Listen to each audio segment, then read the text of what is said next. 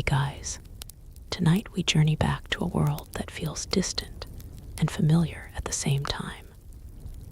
A place you probably imagine as marble ruins, silent statues, and men in robes debating under the sun.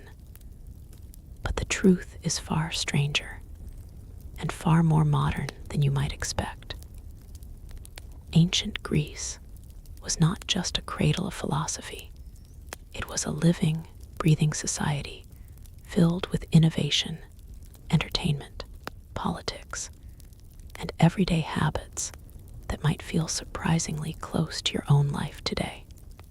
And as the night stretches on, you may begin to notice something unsettling. The line between their world and ours is not as clear as it seems. The air is warm, carrying the faint scent of olive oil and dust as you step into the city of Athens. It is not quiet here. In fact, it is loud, unexpectedly loud. Merchants call out from crowded marketplaces, arguing over prices with a persistence that feels oddly familiar. You can almost imagine the same tone in a modern street market, the same gestures, the same insistence. People move with purpose, weaving through narrow streets, discussing news, gossip, and politics. Politics. That word alone might make this place feel more modern than ancient. You might assume democracy is a relatively recent invention, something polished over centuries into the systems we know today. But here, in this city, thousands of years ago, ordinary citizens gather to vote, argue, and shape their government. There is no distant ruler making every decision. Instead, men stand in assemblies, raising their hands to cast votes on laws, wars, and policies. It is not perfect, far from it. Not everyone is allowed to participate. Women, enslaved people, and foreigners are excluded. And yet, the idea itself feels strikingly familiar. The debates are intense, sometimes chaotic. Voices rise, tempers flare. People interrupt each other. Some speakers are persuasive, others manipulative. If you listen closely, it does not sound ancient at all. It sounds like a modern political argument, just without microphones. As you move further into the city, something else begins to stand out. Information travels quickly here, not through screens or signals, but through people. News spreads from one corner of the city to another with surprising speed. A decision made in the assembly is discussed in homes by evening. Rumors ripple through the streets, evolving as they go. It feels like an early version of social media, human networks replacing digital ones. People share stories, opinions, and outrage. Reputations rise and fall based on what others say. Public perception matters deeply. In a way, this society runs on attention and influence, just as much as modern ones do. And then there is the theater. As night approaches, crowds begin to gather in large open-air theaters carved into hillsides. These are not small gatherings. Thousands of people sit together, watching performances that blend storytelling, politics, and emotion.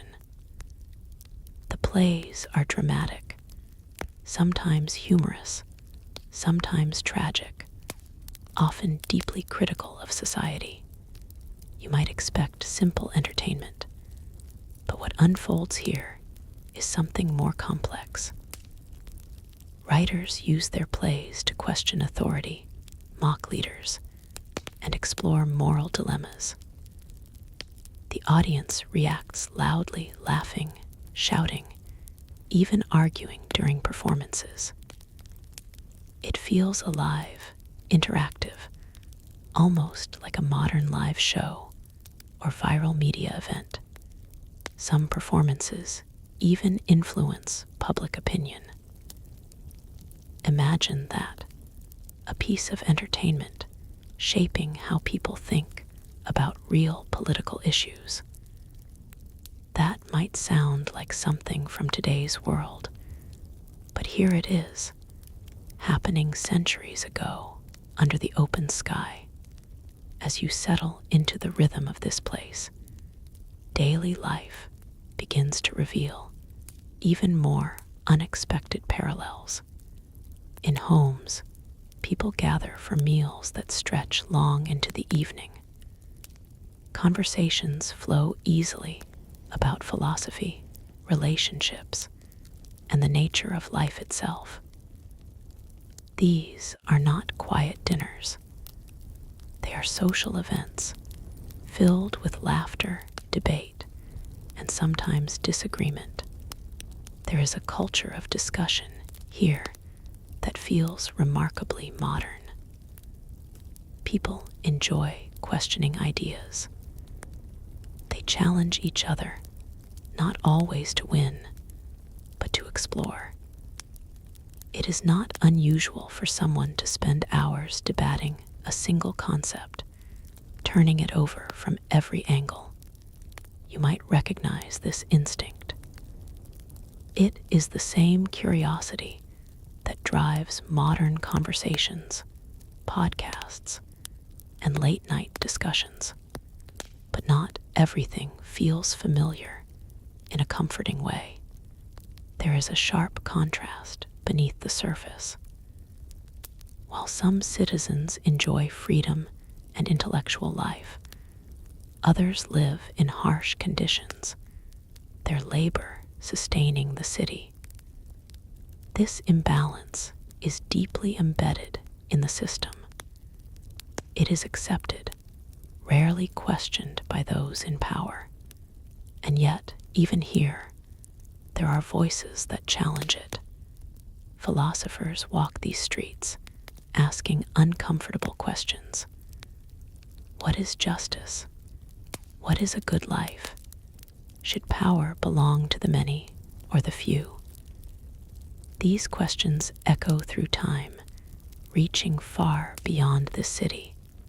You might pass by a man standing in a public space, speaking to anyone willing to listen. He does not look like a ruler or a wealthy figure, and yet people gather around him. He asks simple questions, but they are difficult to answer. What is truth? What is virtue? His method is strange. He does not give answers. Instead, he keeps asking more questions, guiding others to examine their own beliefs.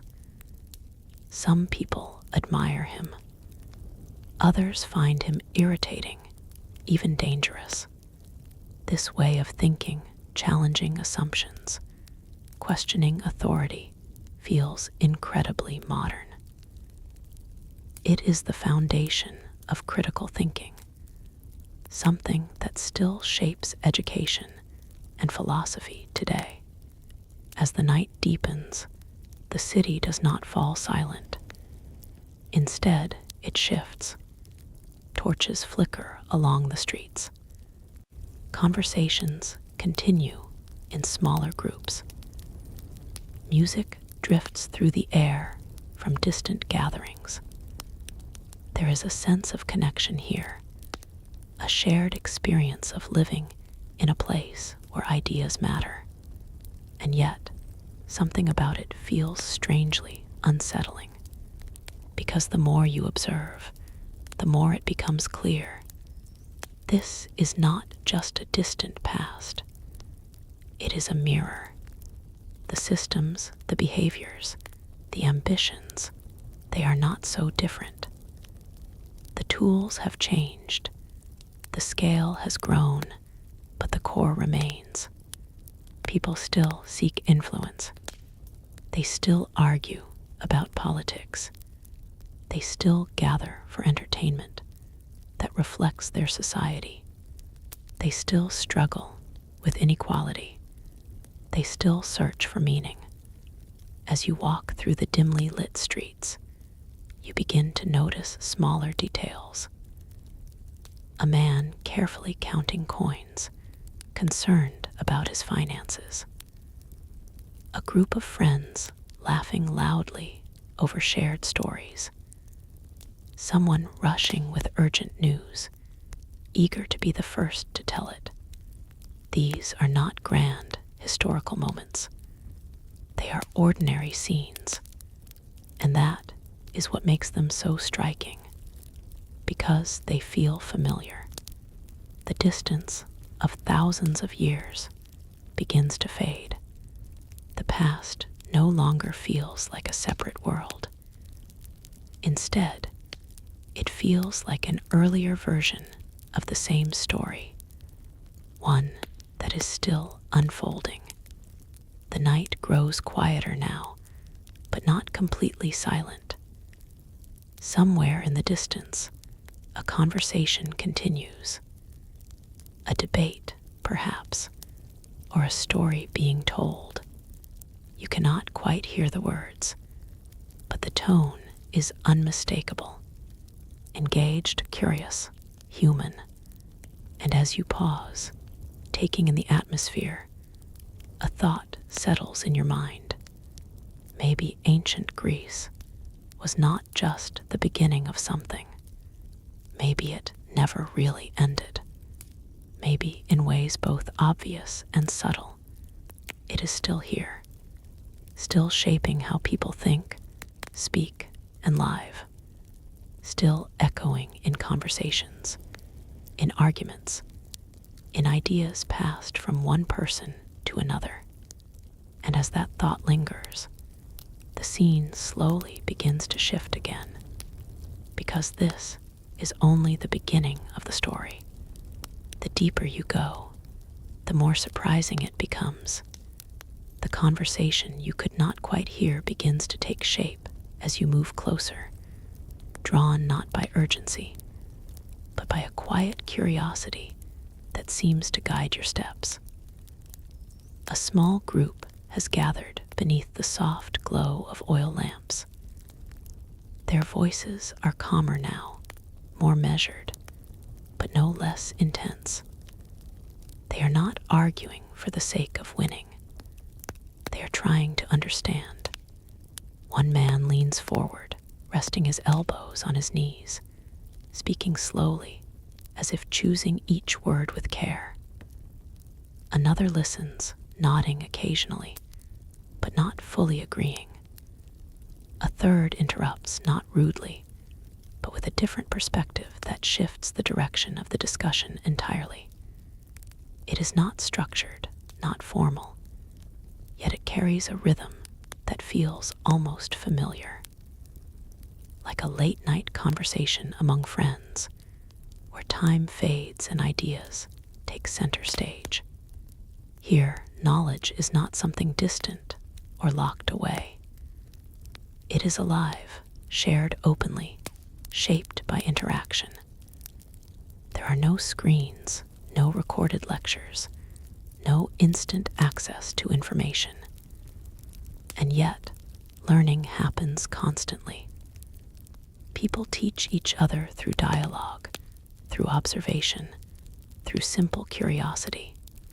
As the group slowly disperses, you continue walking, noticing how the city subtly transforms depending on where you look.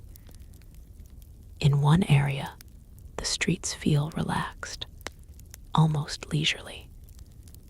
In another, there is a sense of urgency, workers finishing tasks before the night fully settles in. You come across a workshop, still faintly active.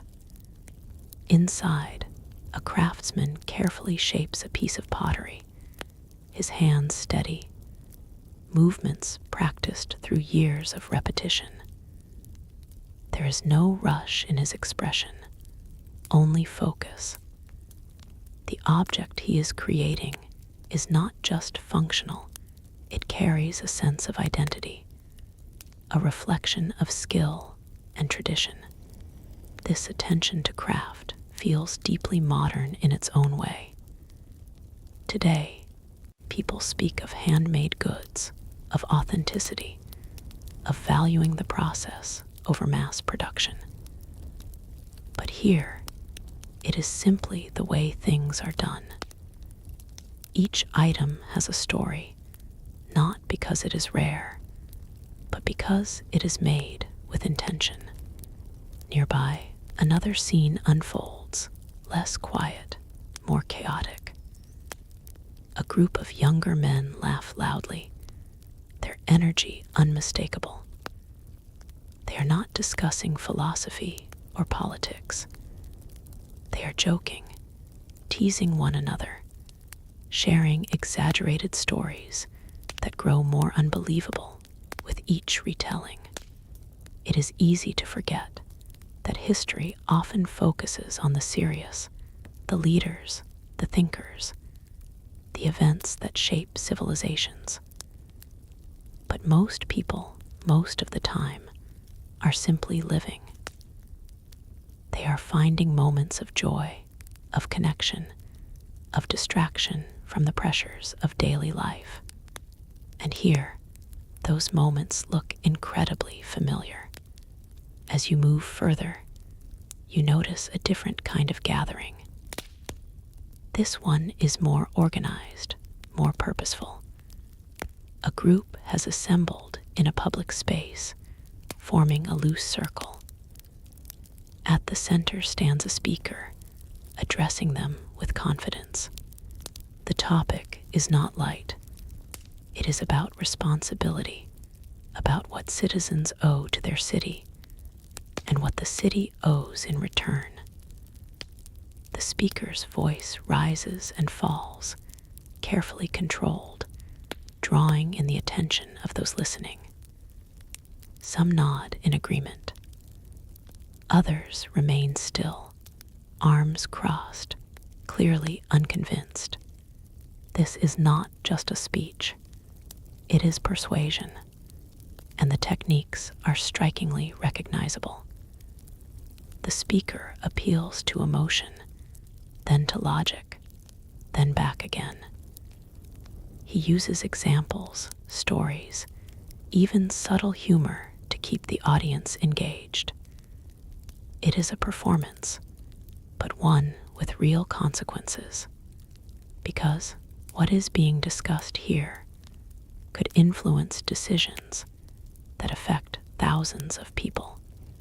In this moment, it becomes clear that communication itself is a skill highly valued in this society. The ability to speak well, to convince, to inspire, to challenge is powerful.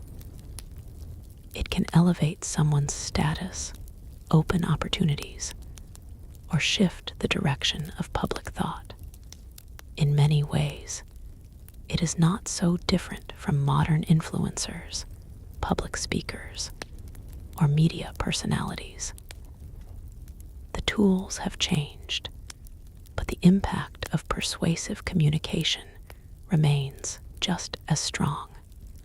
As the gathering slowly breaks apart, you begin to notice something else, something quieter, but equally significant.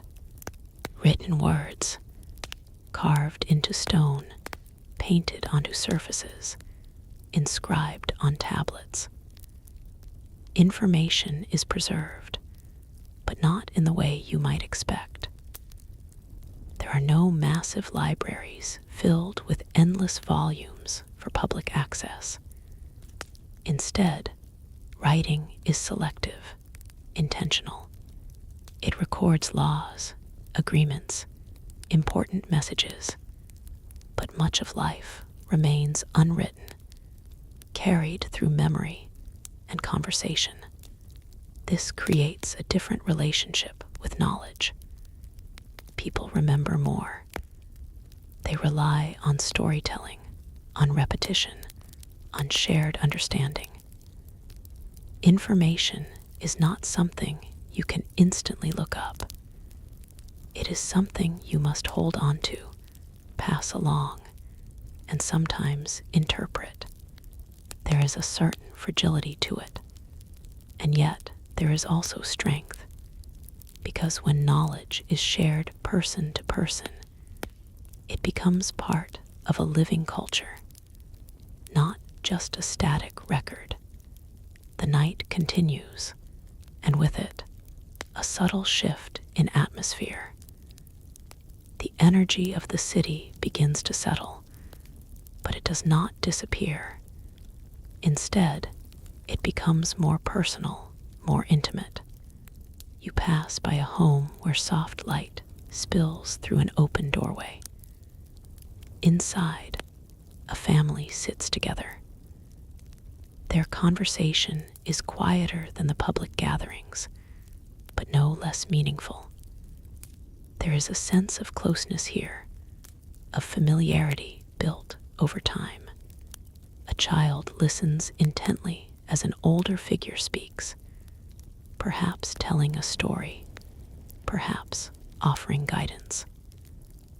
The details are not entirely clear, but the tone carries a sense of care, of teaching through experience rather than instruction.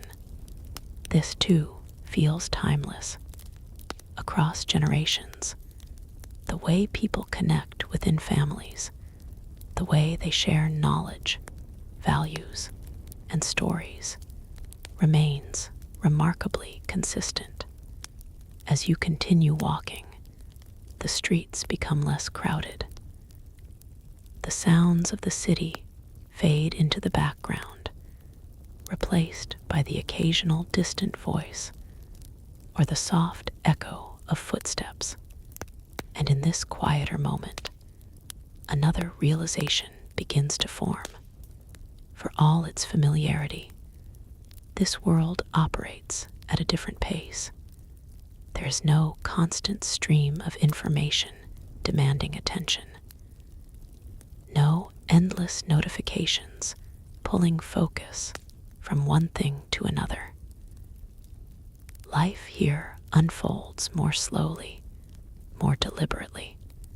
Conversations are longer.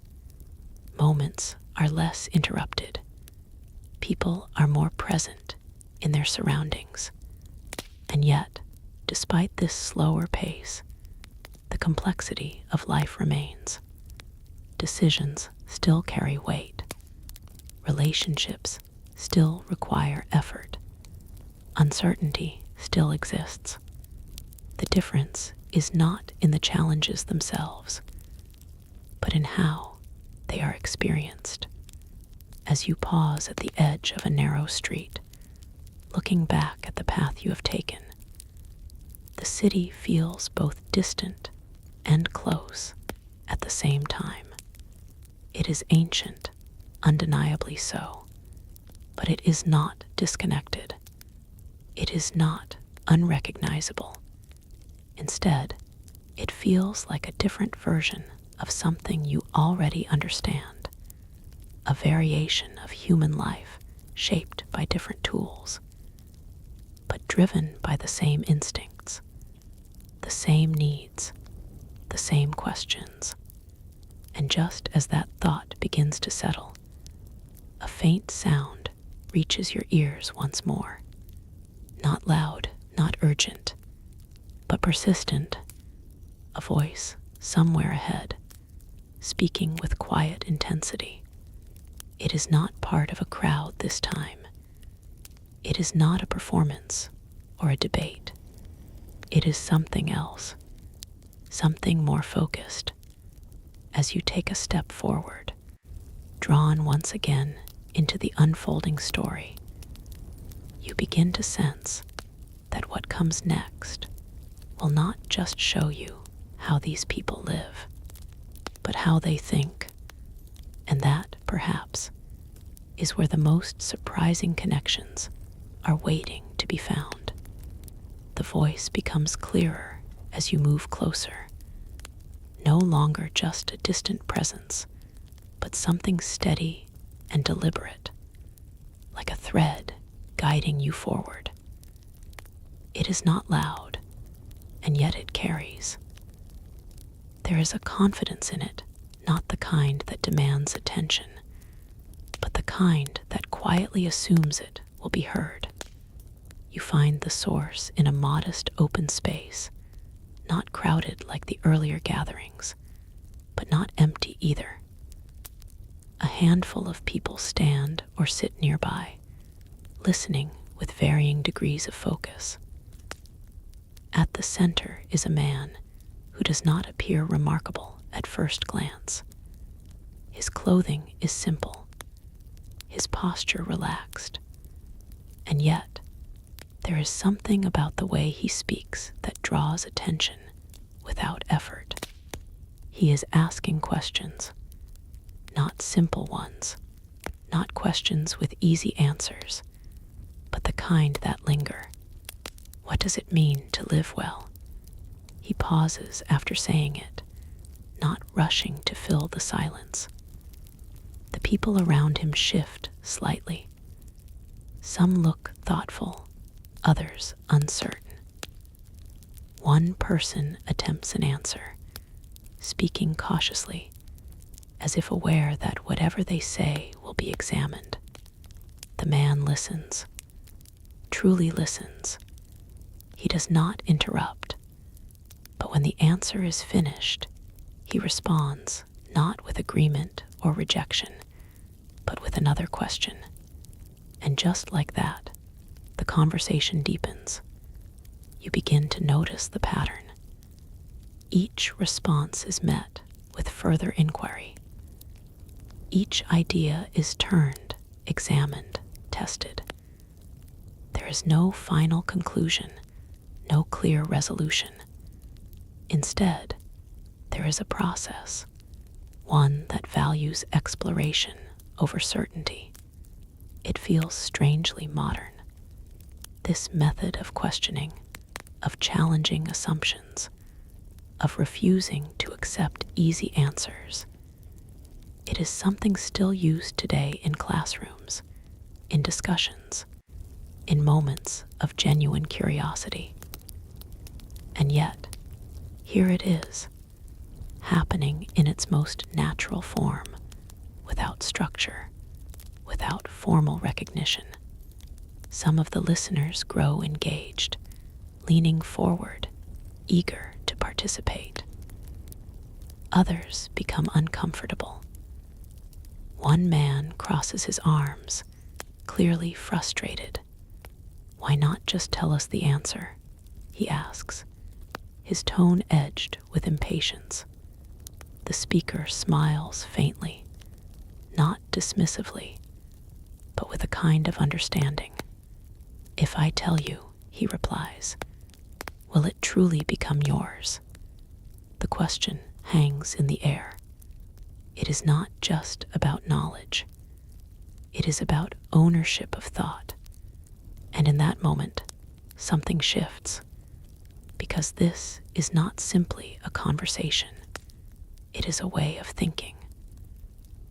One that encourages individuals to take responsibility for their own understanding, rather than relying on others to provide it. As you step back, allowing the discussion to continue without you, the realization settles more firmly. This world is not just physically familiar. It is intellectually familiar.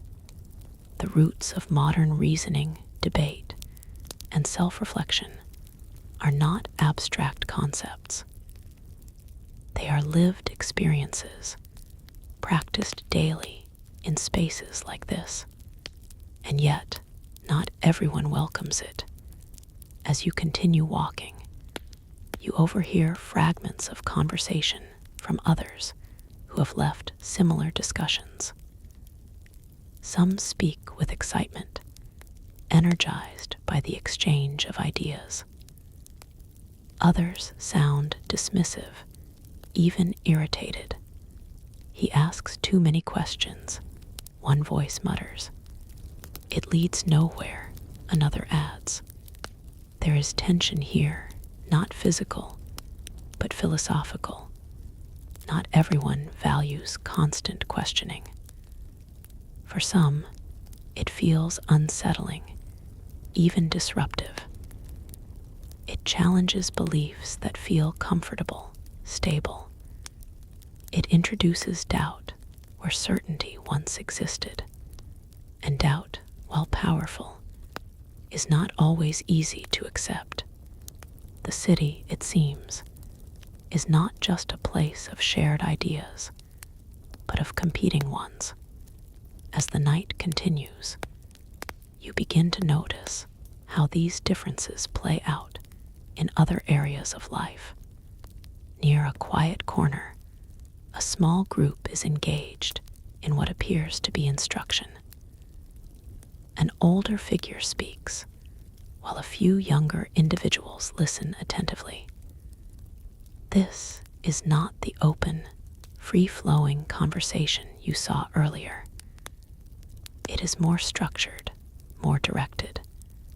Lessons are being taught about language, about reasoning, perhaps even about persuasion. Education here is not standardized. There are no formal classrooms in the way you might expect. Instead, learning happens through relationships. Teachers and students form connections, and knowledge is passed along through interaction. But this also means access is uneven. Some receive guidance, mentorship, and opportunities to develop their thinking. Others do not. This imbalance shapes the society in subtle but significant ways, because knowledge is power, not just in the abstract sense, but in very real, practical terms. Those who can argue effectively, who can present ideas clearly, who can influence others, they hold a kind of advantage. And that advantage can shape decisions, outcomes, even the direction of the city itself. You begin to see how everything connects. The conversations, the debates, the teaching, the public speeches, they are not separate parts of life. They are deeply intertwined, forming a system where ideas are constantly in motion, shaping and reshaping the world around them. As you move further, the environment shifts once again. The streets here are quieter, more reserved. The energy is different, not absent, but contained. You pass by a small gathering that is less about discussion and more about reflection. The individuals here are not speaking loudly. In fact, they are barely speaking at all. They seem focused inward. One sits with eyes lowered, breathing slowly. Another gazes upward, as if contemplating something beyond immediate perception. This is a different approach entirely, not questioning outwardly, but exploring inwardly. It becomes clear that this society is not defined by a single way of thinking. There are multiple paths, multiple philosophies, each offering a different perspective on life, knowledge, and meaning.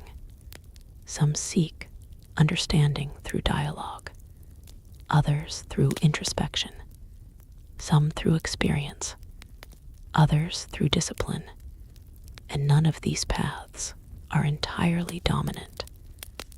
They coexist, sometimes in harmony, sometimes in tension. As the night deepens further, a gentle stillness begins to settle over the city. The earlier noise has faded, replaced by a quieter rhythm. But even in this calm, the presence of thought remains. It is not something that turns off or disappears.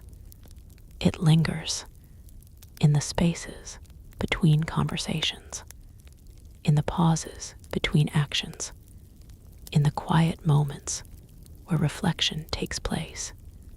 You find yourself slowing down, not out of necessity, but because the pace of the environment invites it. There is no rush here, no pressure to move quickly from one thing to another. And in that slower pace, something becomes more noticeable. The weight of ideas. In a world without constant distraction, thoughts have room to expand, to develop, to be fully considered. And that changes how people engage with them. They are not just reacting, they are contemplating. As you reach a point where the city begins to thin out, where buildings give way to more open space, you pause once more. Looking back, the journey through these streets feels less like observing a distant past and more like uncovering a foundation. The systems of thought, the ways of interacting, the patterns of behavior, they are not relics. They are origins, and understanding them changes how you see everything that comes after. Because what feels modern is often just an evolution, a continuation of something much older. The voice you followed earlier, the questions that lingered, the conversations that unfolded, they are not confined to this place or time. They echo forward, into classrooms, into discussions, into moments where people pause and ask themselves not just what they think, but why they think it. And as that realization settles, a subtle shift begins again, not in the environment this time, but in the direction of your awareness. Because until now, you have been observing how people live, how they think, how they interact. But there is something else, something just beneath the surface, that has not yet fully revealed itself. A system, not of ideas, but of structure, of organization, of control. It has been there all along, quietly shaping everything you have seen. And as your attention begins to turn toward it, you sense that what comes next will not just feel familiar. It may feel uncomfortably recognizable. That underlying structure begins to reveal itself not all at once, but in fragments, small, almost unnoticeable details that slowly connect into something much larger. At first, it appears in the way people move through the city with a sense of awareness, as if they understand there are systems guiding their lives, even when they are not directly visible. You notice it in the rhythm of authority, not the loud, obvious kind marked by guards or commands, but something more subtle. A man walks past you carrying a tablet with inscriptions. He is not speaking, not demanding attention, yet people glance at him with quiet recognition. Whatever he carries matters. It holds decisions, agreements, or laws, something that shapes how others must act. This is governance, but not in the way you might expect. There are no towering government buildings dominating the skyline. No central offices buzzing with endless activity. Instead, authority is distributed, embedded into daily life. It exists in meetings, in councils, in groups of citizens who gather to decide matters together. And yet, even within this shared system, there are layers. You begin to notice how certain individuals hold more influence, not through force, but through presence. They speak more often in gatherings. Others listen when they do. Their opinions carry weight, sometimes more than others, even if, in theory, every voice should matter equally.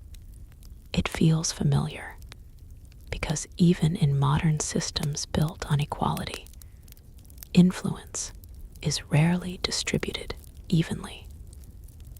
Some people shape conversations more than others. Some voices carry further, reach wider, linger longer. Here it is no different. As you walk past a more formal gathering space, you see a group of citizens assembled in a structured formation. This is not casual discussion. There is order here, rules about who speaks, when they speak, how decisions are made. A proposal is being presented. The speaker outlines an idea carefully, aware that it will be questioned, challenged, examined from multiple angles. When he finishes, another steps forward, offering a counterpoint. The tone remains controlled, but there is tension beneath it. This is decision-making in action. Not fast, not simple, but deliberate. Each argument is considered, not because agreement is guaranteed, but because the process itself demands it. And yet, even in this structured environment, something else becomes clear. Participation requires time. It requires knowledge. It requires the ability to speak and be understood, which means not everyone can engage equally, even if the system suggests they should. You begin to see the quiet boundaries, the invisible lines that separate those who can influence decisions from those who cannot. Some are too occupied with work. Others lack the education or connections. Some are excluded entirely by design. And so, while the system appears participatory, it is also selective. This dual nature makes it feel even more modern, because it reflects a tension that still exists between ideals and reality, between inclusion and limitation. As you move away from the formal gathering, the city reveals another layer of its structure: accountability. In one corner, a small group has formed around a dispute. Two individuals are engaged in a heated exchange, their voices raised, gestures sharp. Others watch closely, not as passive observers, but as potential participants in what happens next. This is not just a personal disagreement. It is something that may require resolution beyond the individuals involved. Soon, others step in not to silence, but to mediate. Questions are asked. Perspectives are heard.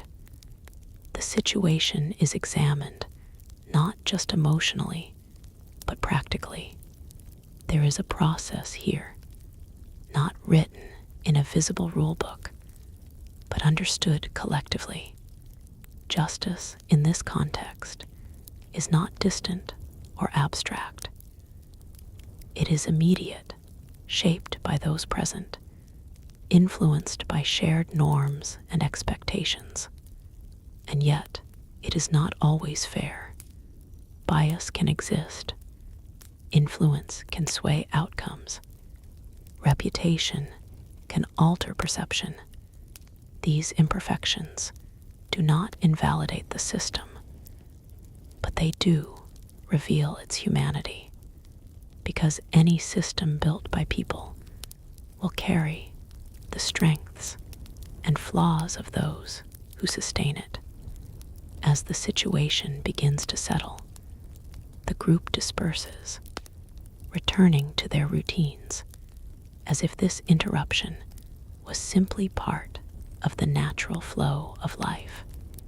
And perhaps it is, because conflict, resolution, disagreement, they are not exceptions. They are constant elements of any society. Further along, another aspect of structure becomes visible. Economics, not through abstract concepts, but through lived experience.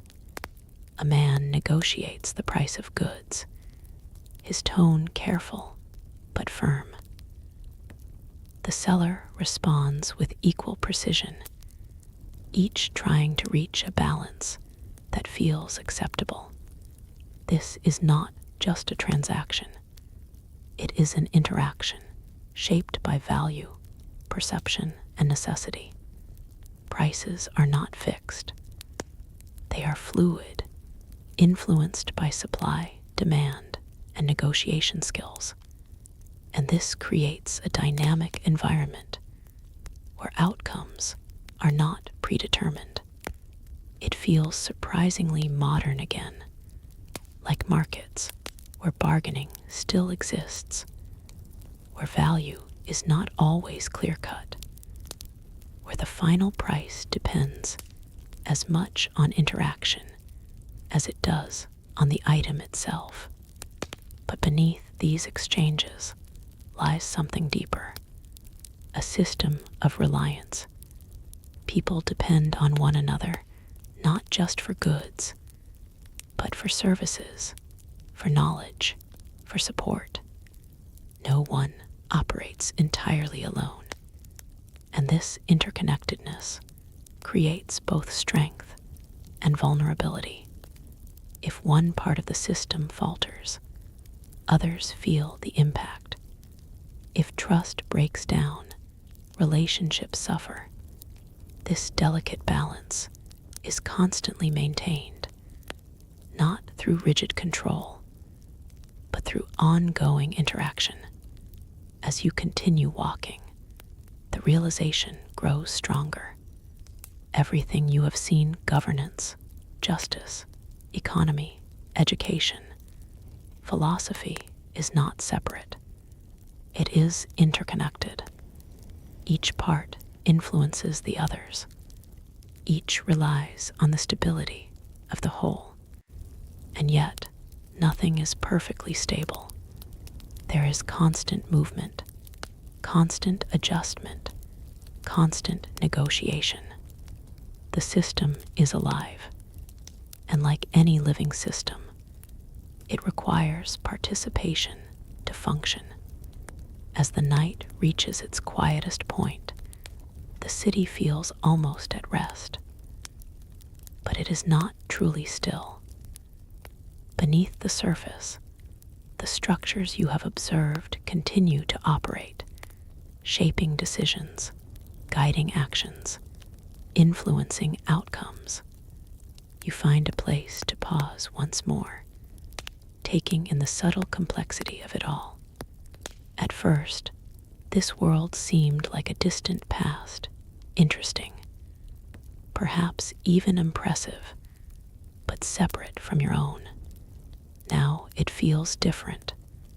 It feels like a reflection, not identical, not exact, but undeniably connected, because the structures that define this society, its governance, its systems of justice, its economic interactions, its pursuit of knowledge, are not confined to this time.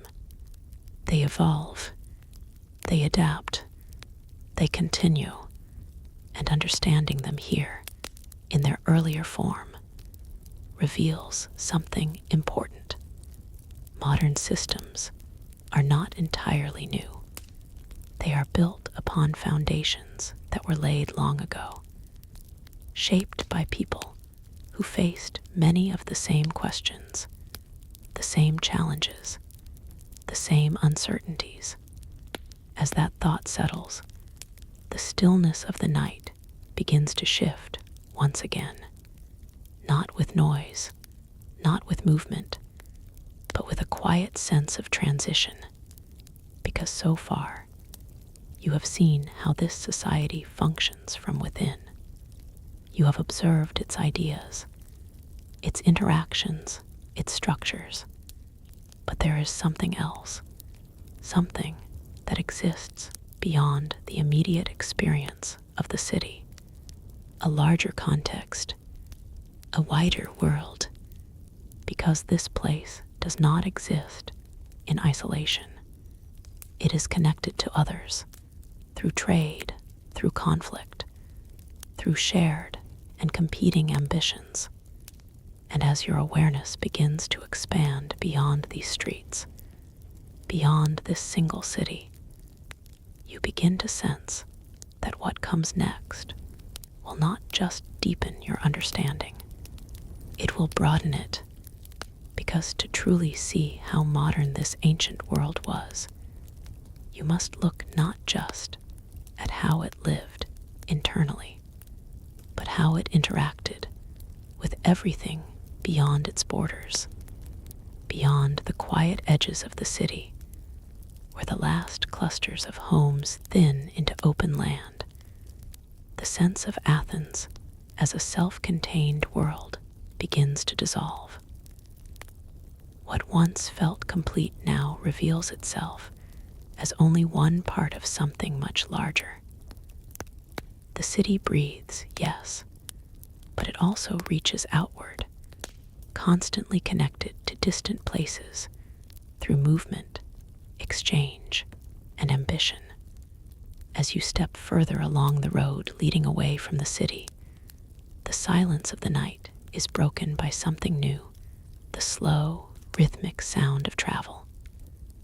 Wheels against dirt, footsteps layered over time, the faint creak of wooden carts. Even at this hour, movement does not stop entirely. There are always those coming and going, carrying goods, messages, or simply themselves from one place to another. And with that movement comes connection. The idea that ancient societies were isolated begins to feel less convincing with every step you take. In reality, this world is woven together by roots, some well known, others less visible. Paths stretch across land and sea, linking cities, regions, and cultures in ways that feel surprisingly familiar. Trade is one of the strongest threads. You soon come across a group of travelers resting briefly before continuing their journey. Their clothing is slightly different from what you've seen in the city, not dramatically so, but enough to suggest they are not from here. Their accents, when they speak, confirm it. They are carrying goods, not just simple items, but materials that do not originate from this land, fine textiles, unusual spices, crafted objects that reflect styles from elsewhere. These are not random possessions. They are part of a system, a network of exchange that extends far beyond the boundaries of any single city. In many ways, it resembles global trade today. Different regions specialize in different resources or skills, These are then transported, exchanged, and integrated into daily life elsewhere. What people wear, what they eat, what they use, it is all influenced by connections that stretch far beyond what they can directly see. And just like modern trade, it is not always smooth. There are risks. Journeys can be long and uncertain. Routes can be disrupted by weather, by conflict, by shifting alliances. Trust becomes essential, trust between traders, between cities, between individuals who may never meet again after a single exchange. This creates a world where relationships matter deeply. Reputation is not just personal, it is economic. A trader known for honesty will find more opportunities. One known for deception may find doors closing quickly. Word spreads, just as it does within the city, but now across greater distances. And with trade comes more than goods. Ideas travel too. As you continue observing the travelers, you begin to notice how conversations unfold between them and those they meet along the way.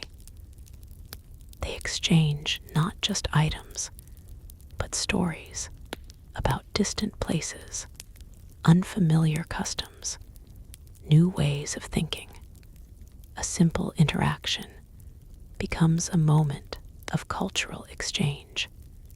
Someone describes a city far across the sea, its architecture different, its people following different traditions. Another listens, intrigued, asking questions, comparing it to their own experiences. This is how knowledge expands, not through formal systems, but through human interaction. Slowly, piece by piece, people build an understanding of a world beyond their immediate surroundings. It is not precise. It is not complete, but it is enough to shape perception. And sometimes it is enough to spark change, because when people are exposed to new ideas, they begin to question their own.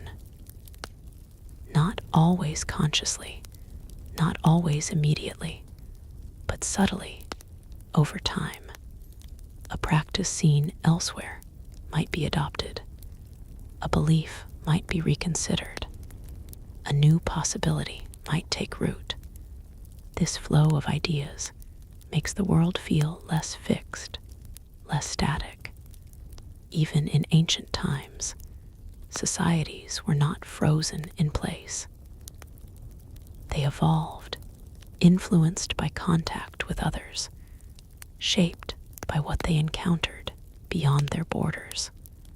But connection does not only bring cooperation, it also brings tension. As you move further along the road, the atmosphere shifts slightly. There is a different kind of movement here, not the steady pace of trade, but something more guarded.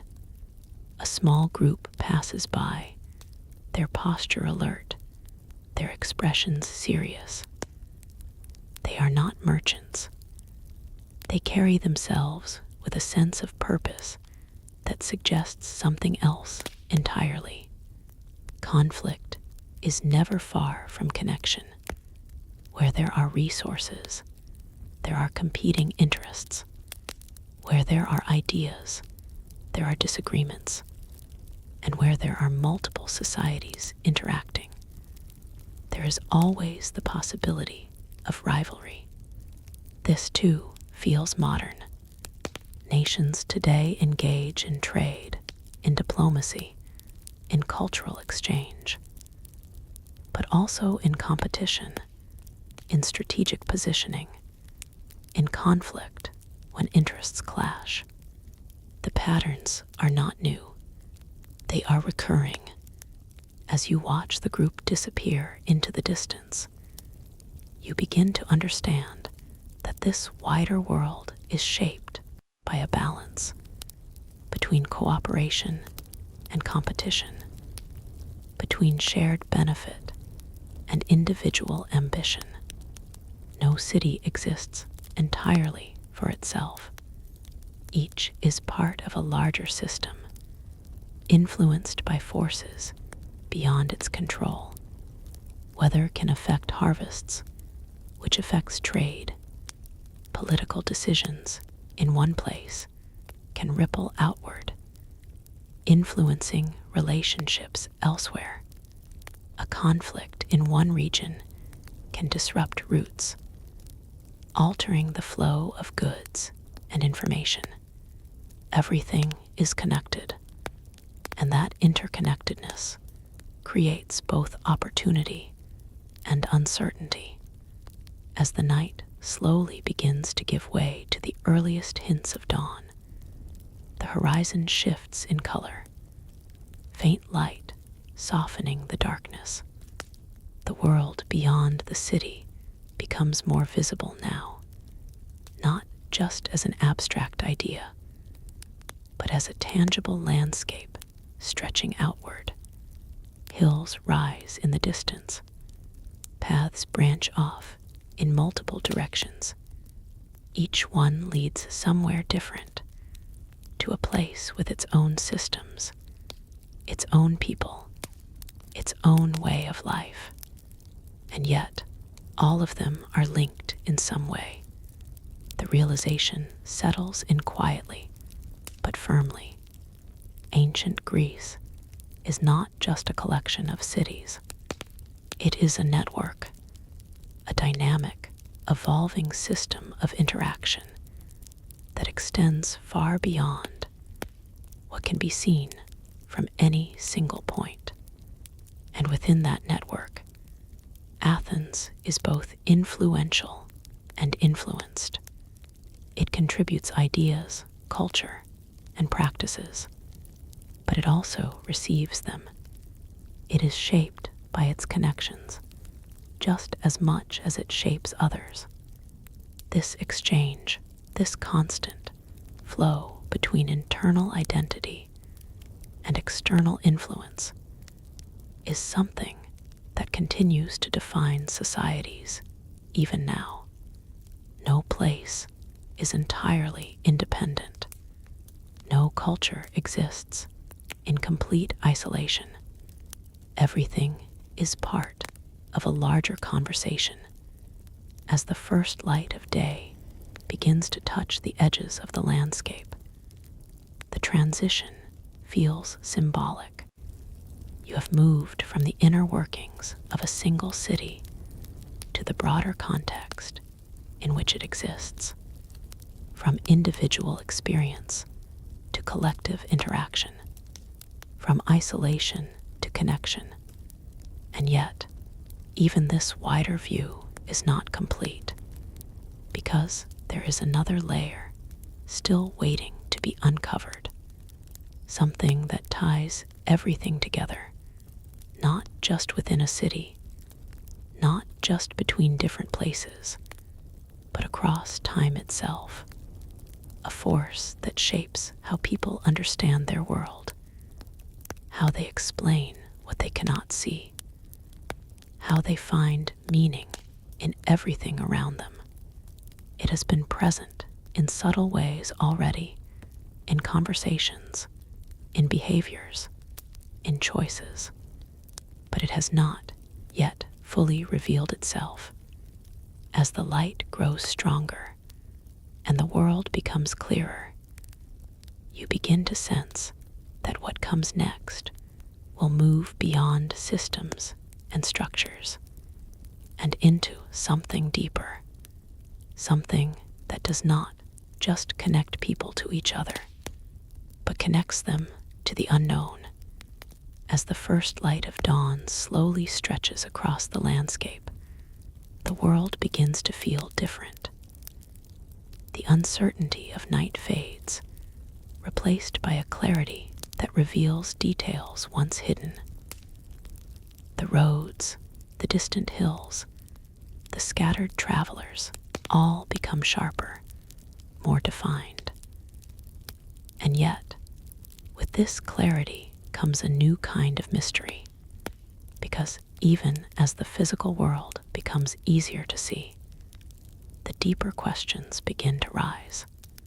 You turn back toward the city, now illuminated by soft golden light.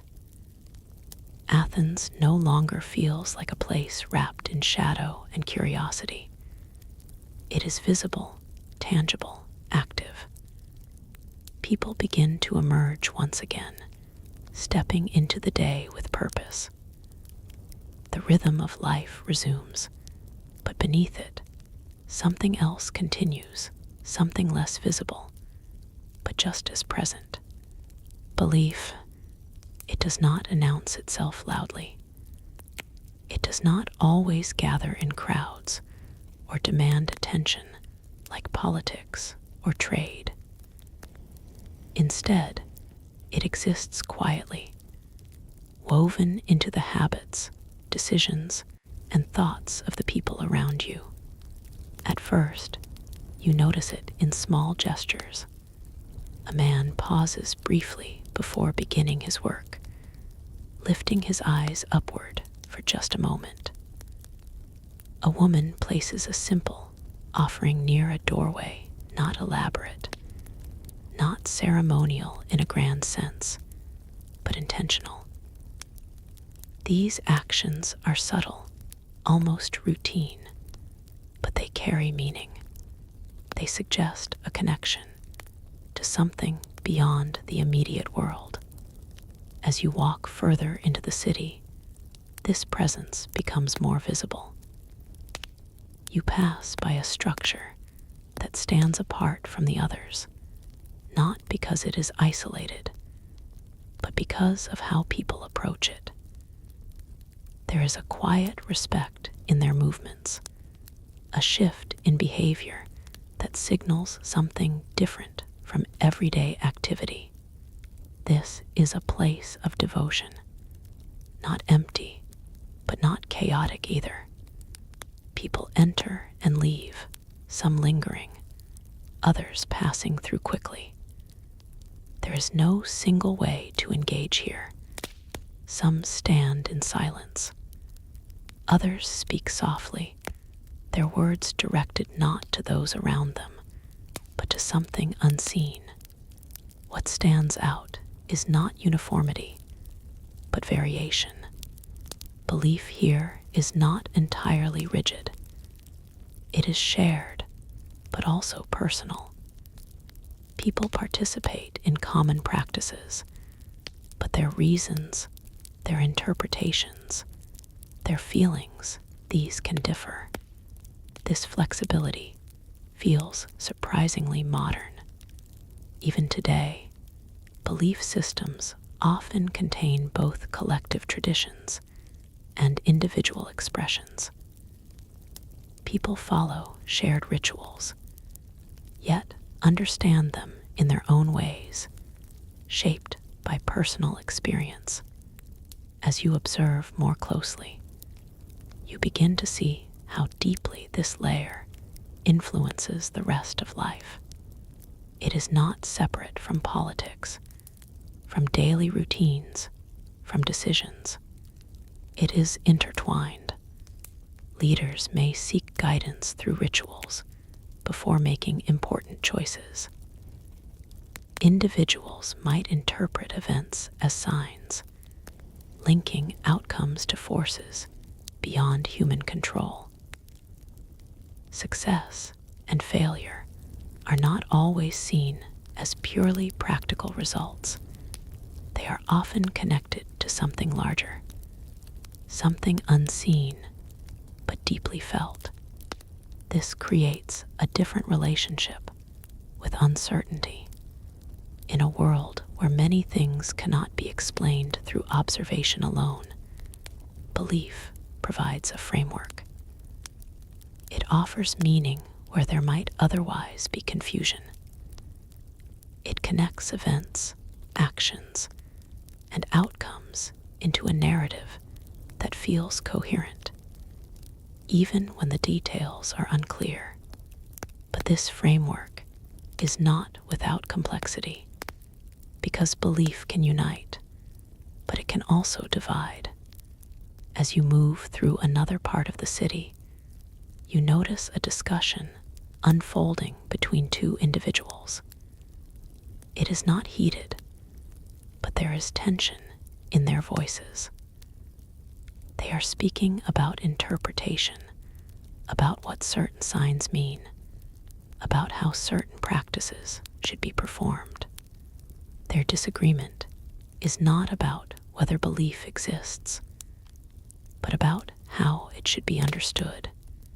This distinction matters. It shows that even within shared systems, there is room for variation, for debate, for difference.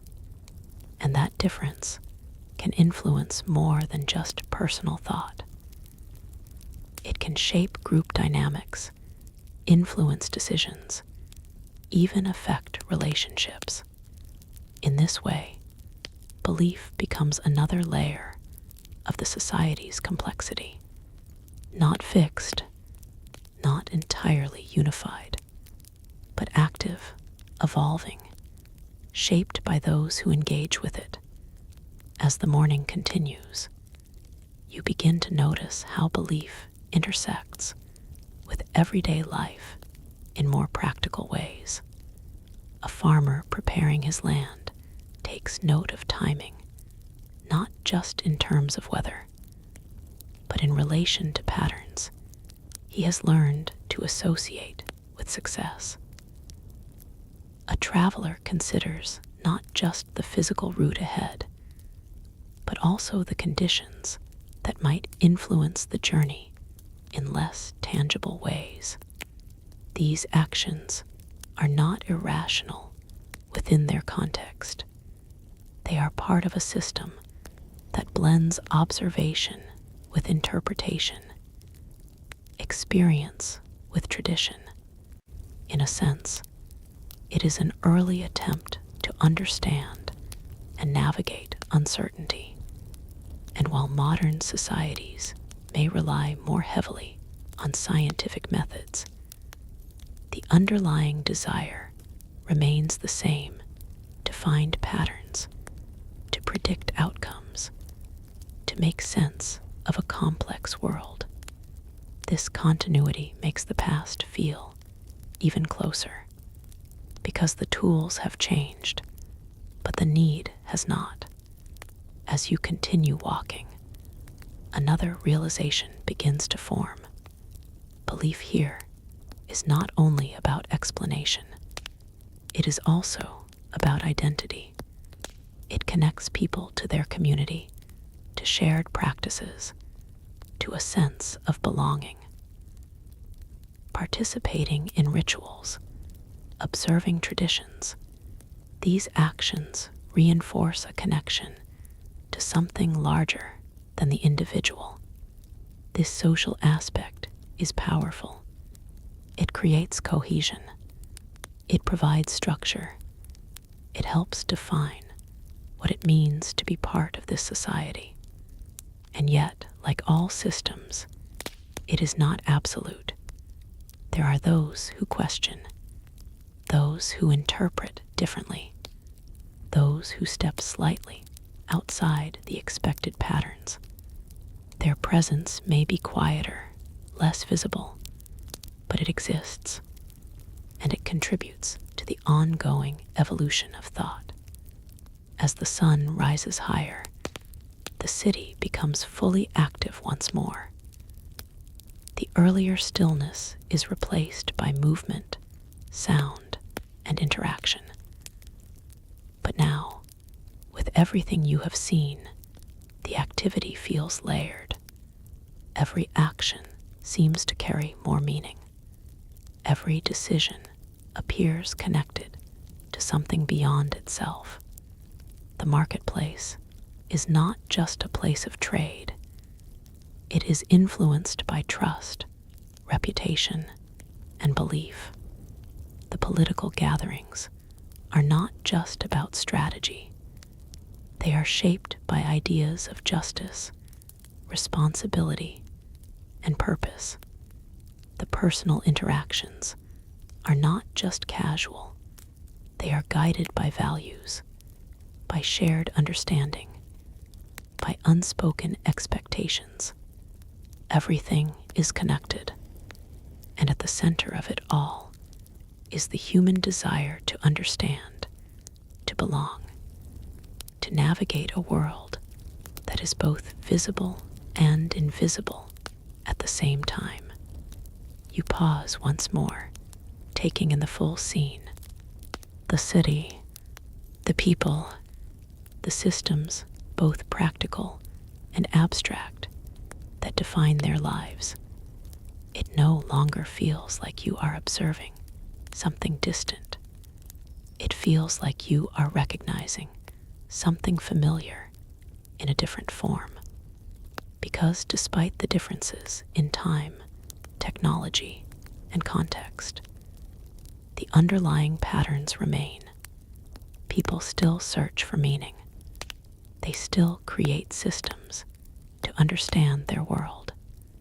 They still connect their actions to beliefs, whether consciously or not. And as that realization settles, another thought begins to emerge. So far, you have seen how this society thinks, how it organizes itself, how it connects to the wider world, how it interprets the unknown. But there is still one more layer, something that brings all of these elements together into a single, enduring force. Not just belief, not just structure, not just interaction, but expression, the way a society tells its own story, the way it represents itself through art, through symbols, through creations that outlast individual lives. Because while conversations fade and decisions change, expression has the power to remain, to carry ideas forward, to preserve meaning beyond the moment. And as your attention begins to shift toward that final layer, you sense that what comes next will reveal not just how these people lived, but how they chose to be remembered. That sense of expression begins to emerge slowly, almost quietly at first, as if it has been present the entire time, but only now comes into focus. It is not confined to a single place or moment. Instead, it reveals itself in fragments, details scattered throughout the city, waiting to be noticed. You begin to see it in the shapes of things, not just in grand structures, but in the smallest objects. A carved pattern along the edge of a doorway, the curve of a clay vessel resting on a shelf, the arrangement of figures painted onto its surface. These are not random decorations. They are deliberate choices, shaped by skill, intention, and meaning. Every line, every form, every detail tells a story. And unlike spoken words, these stories do not fade when the speaker is gone. They remain. As you move deeper into the city, this realization grows stronger. You come across a larger structure now, one that stands with a quiet confidence. It is not simply built for function. It is designed to be seen, to be experienced. People pass by it daily, but they do not ignore it. Even in routine, there is awareness, a subtle recognition that this place represents something beyond itself. Its proportions feel balanced, intentional. The way light touches its surface changes throughout the day, revealing different aspects of its form. It is not just a building. It is an idea made visible, and that idea is not accidental. It reflects values, order, harmony, proportion. Concepts that exist in thought are translated into physical reality. This is expression at its most structured, but it does not stop there. As you continue walking, you encounter another form, less permanent, but equally powerful. A group has gathered again, but this time not for debate or instruction. Instead, there is a sense of anticipation. Something is about to begin. A performance. The space is open, yet defined by the presence of the audience. People sit, stand, lean forward, their attention focused on a central area where figures begin to move. At first, the movements are subtle. Then they grow more deliberate, more expressive.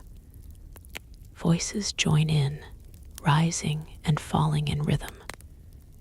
The story begins to unfold not through explanation, but through action. Emotion becomes visible. Conflict takes shape. Decisions are made. Consequences revealed. The audience is not passive. They react, sometimes quietly, sometimes with clear emotion. Laughter, tension, recognition. It is not just entertainment. It is engagement. What you are witnessing is more than a story. It is a reflection. The themes explored: power, responsibility, human weakness, moral choices, are not distant or abstract. They are directly connected to the lives of those watching. In this way, expression becomes a mirror, a way for society to examine itself, to question, to understand, and perhaps to change. This feels deeply modern, because even now, stories, whether in films, books, or performances, serve the same purpose. They allow people to explore ideas in a way that is both engaging and meaningful. They create space for reflection without requiring direct confrontation. As the performance continues, you notice something else. It is not just the story being told that matters. It is how it is told. The gestures, the tone, the timing, all of these elements work together to create impact. This attention to presentation, to the craft of communication, echoes the importance of persuasion and dialogue you observed earlier. Everything is connected. Expression is not separate from thought or structure. It is an extension of them. As the performance comes to an end, the audience slowly begins to disperse. Some discuss what they have seen, sharing interpretations, debating meanings. Others remain quiet, perhaps still processing the experience. This is the lasting effect of expression. It continues beyond the moment. It sparks thought. It invites conversation. It lingers. You move on, carrying that lingering sense with you, and begin to notice yet another layer of expression, one that is less immediate, but perhaps even more enduring. Symbols. They appear in various forms on objects, in spaces, in subtle markings that carry meaning beyond their appearance. Some are easily recognized, tied to shared understanding. Others are more complex, requiring interpretation. These symbols act as a kind of language, not spoken but understood. They communicate ideas, values, identities, and because they are visual, they transcend individual voices. They can be seen, recognized, and remembered by many. This gives them a unique kind of power. They simplify complexity. They represent something larger in a form that can be easily shared. In modern terms, they are not so different from logos, icons, or visual branding, ways of conveying meaning quickly and effectively. But here, their significance is often deeper, tied not just to identity, but to belief, to tradition, to shared experience. As you continue through the city, you begin to see how all these forms of expression, art, performance, symbols, work together to shape memory. They determine what is remembered, what is emphasized, what is carried forward, because not everything can last. Conversations fade, decisions are replaced, moments pass, but expression has the ability to preserve, to take something temporary and give it a kind of permanence. This realization brings a quiet shift in perspective. The people here are not just living their lives. They are, consciously or not, shaping how their lives will be understood by those who come after. Through what they create, through what they choose to represent, through what they decide is worth preserving. And in doing so, they extend their presence beyond their own time.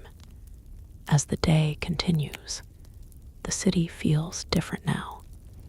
Not just active, not just complex, but layered with meaning. Every structure, every object, every performance carries something beneath its surface. A message, a value, a piece of a larger story. And that story is not fixed. It is constantly being written, rewritten, shaped by each generation. As you pause once more, taking in everything you have seen, a final realization begins to form. Ancient Greece was not modern in the sense of technology or convenience, but in thought, in structure, in connection, in belief, and now in expression.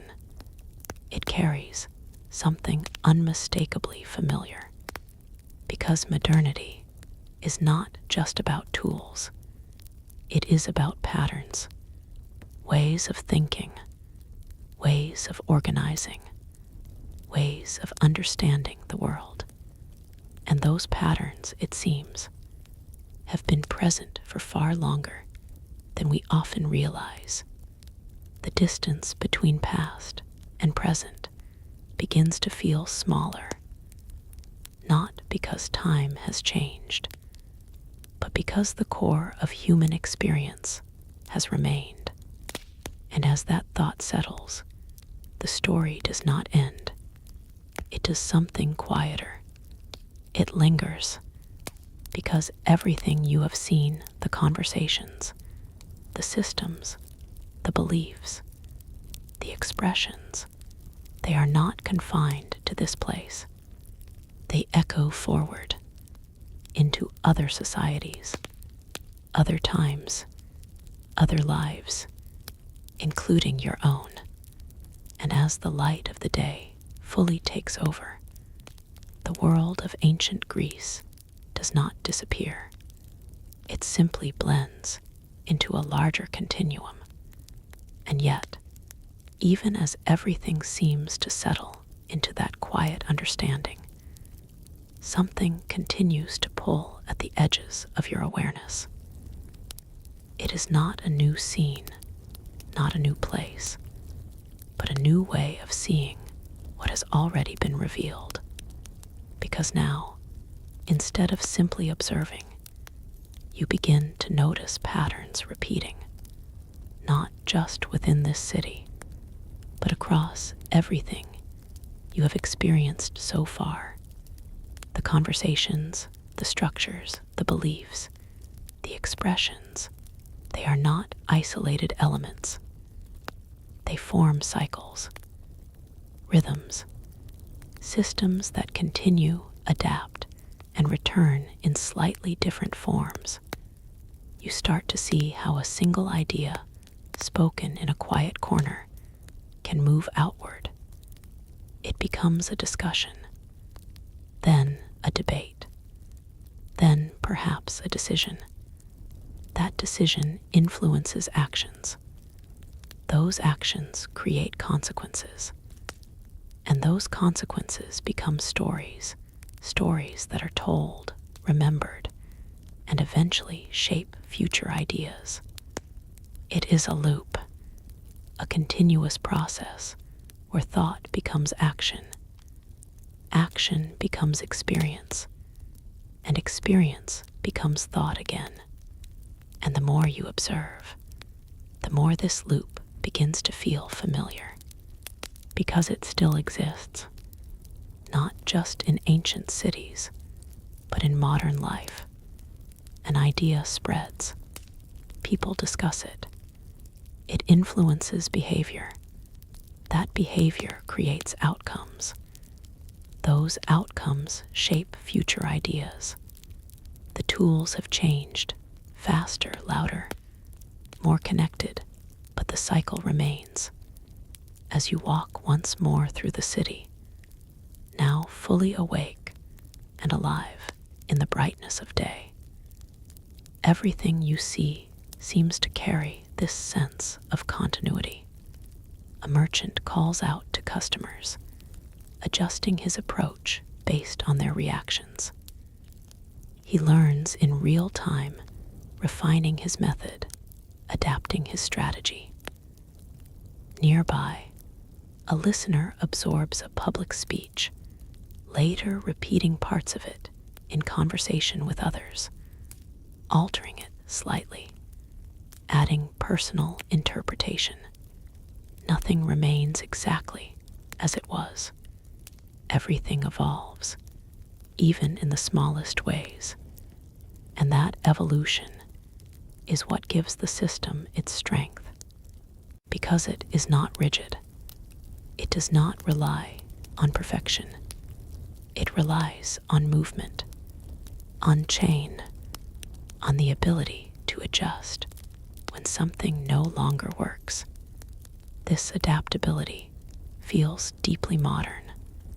In today's world, systems that survive are not the ones that remain fixed, but the ones that can respond to new conditions, new information, new challenges. And here, you see that same principle in action, long before it was ever defined in formal terms.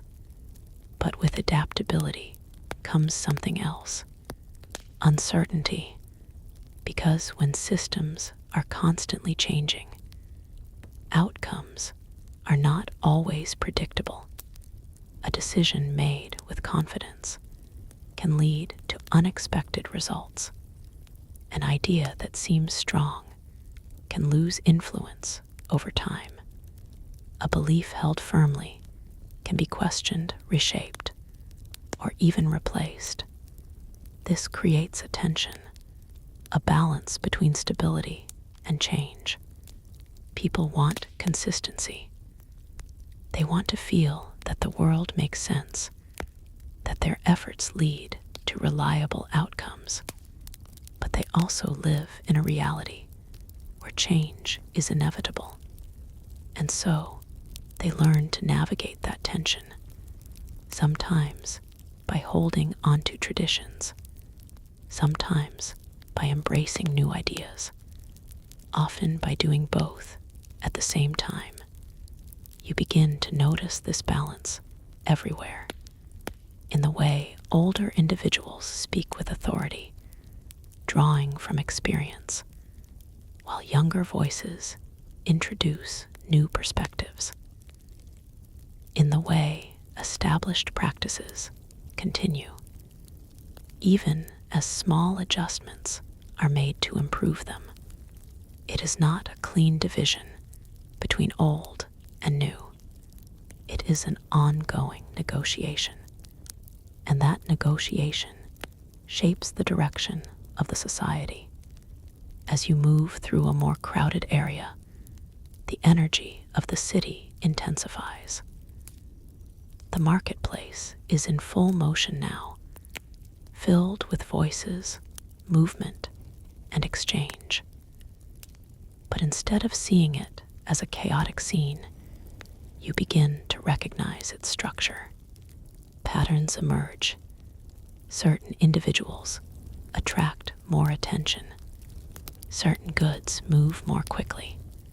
Certain conversations gather more listeners. It is not random. It is influenced by perception, by trust, by reputation, factors that are built over time through repeated interaction. In modern terms, you might call it influence, branding, or social capital. But here, it exists without those labels.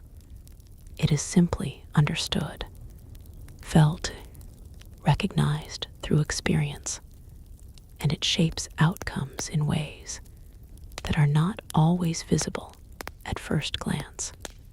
A person known for fairness attracts more customers. A speaker known for clarity gains more support. A craftsman known for quality earns greater respect. These reputations are not assigned. They are earned, reinforced, and sometimes lost. And once again, the pattern feels familiar, because even now, in a world of technology and scale, reputation continues to play a powerful role.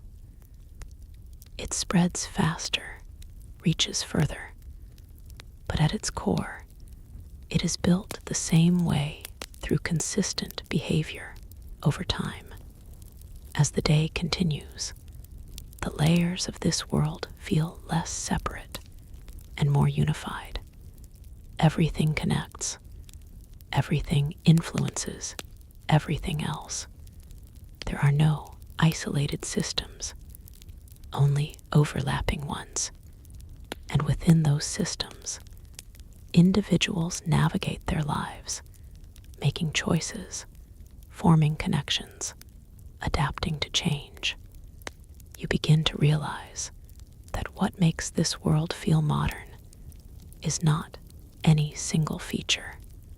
It is the combination, the way multiple elements, politics, trade, belief, expression, interaction, come together to form a complex, dynamic environment.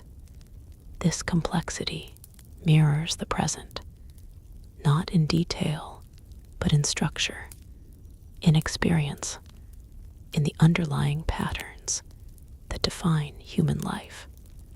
As you step into a quieter space once more, away from the intensity of the crowd, there is a moment to reflect, not just on what you have seen, but on what it means, because the realization is no longer subtle.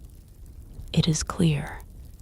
Ancient Greece was not a simple, distant past.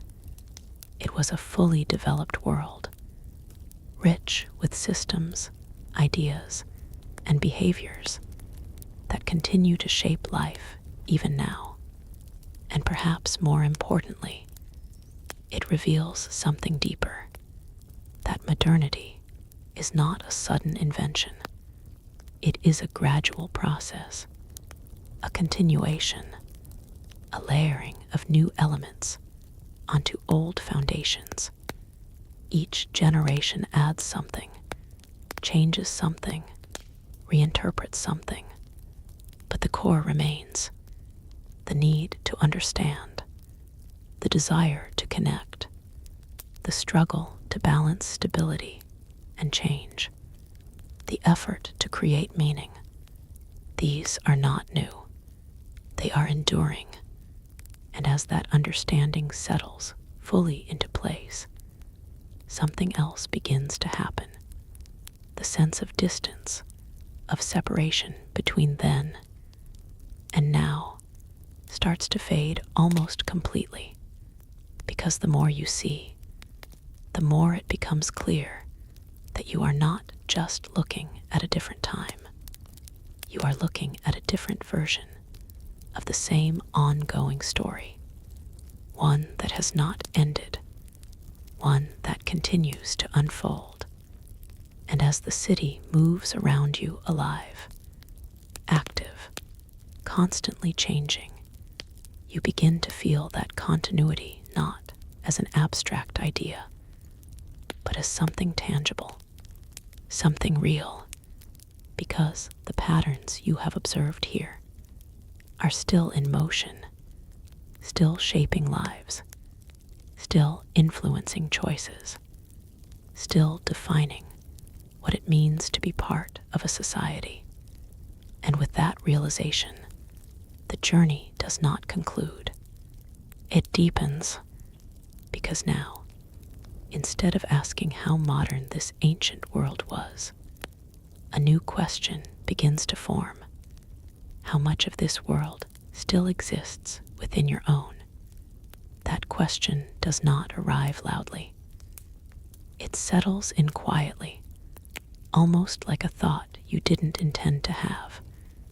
But once it appears, it refuses to leave. How much of this world still exists within your own? As you move through the city again, now no longer as an observer of something distant, but as someone recognizing something familiar, the details begin to feel different. Not new, not changed, but reinterpreted. You are no longer just seeing what is happening. You are seeing how it connects. A conversation between two strangers is no longer just a conversation. It becomes a reflection of something larger, the exchange of ideas that shapes understanding. A disagreement is not just conflict, but a process through which perspectives are tested and refined. Even silence begins to carry meaning. A pause in speech, a moment of hesitation, a look exchanged without words. These, too, are part of the system, because communication is not only what is said, it is what is implied, what is felt, what is understood without explanation.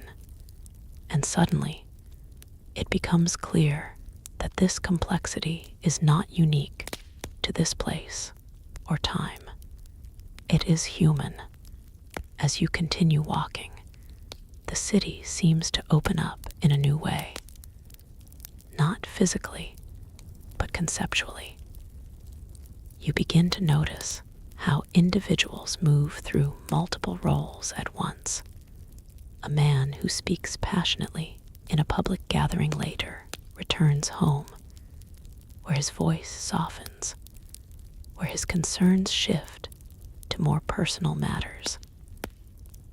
A merchant who negotiates firmly in the marketplace shows patience and warmth when interacting with family. People are not defined by a single identity.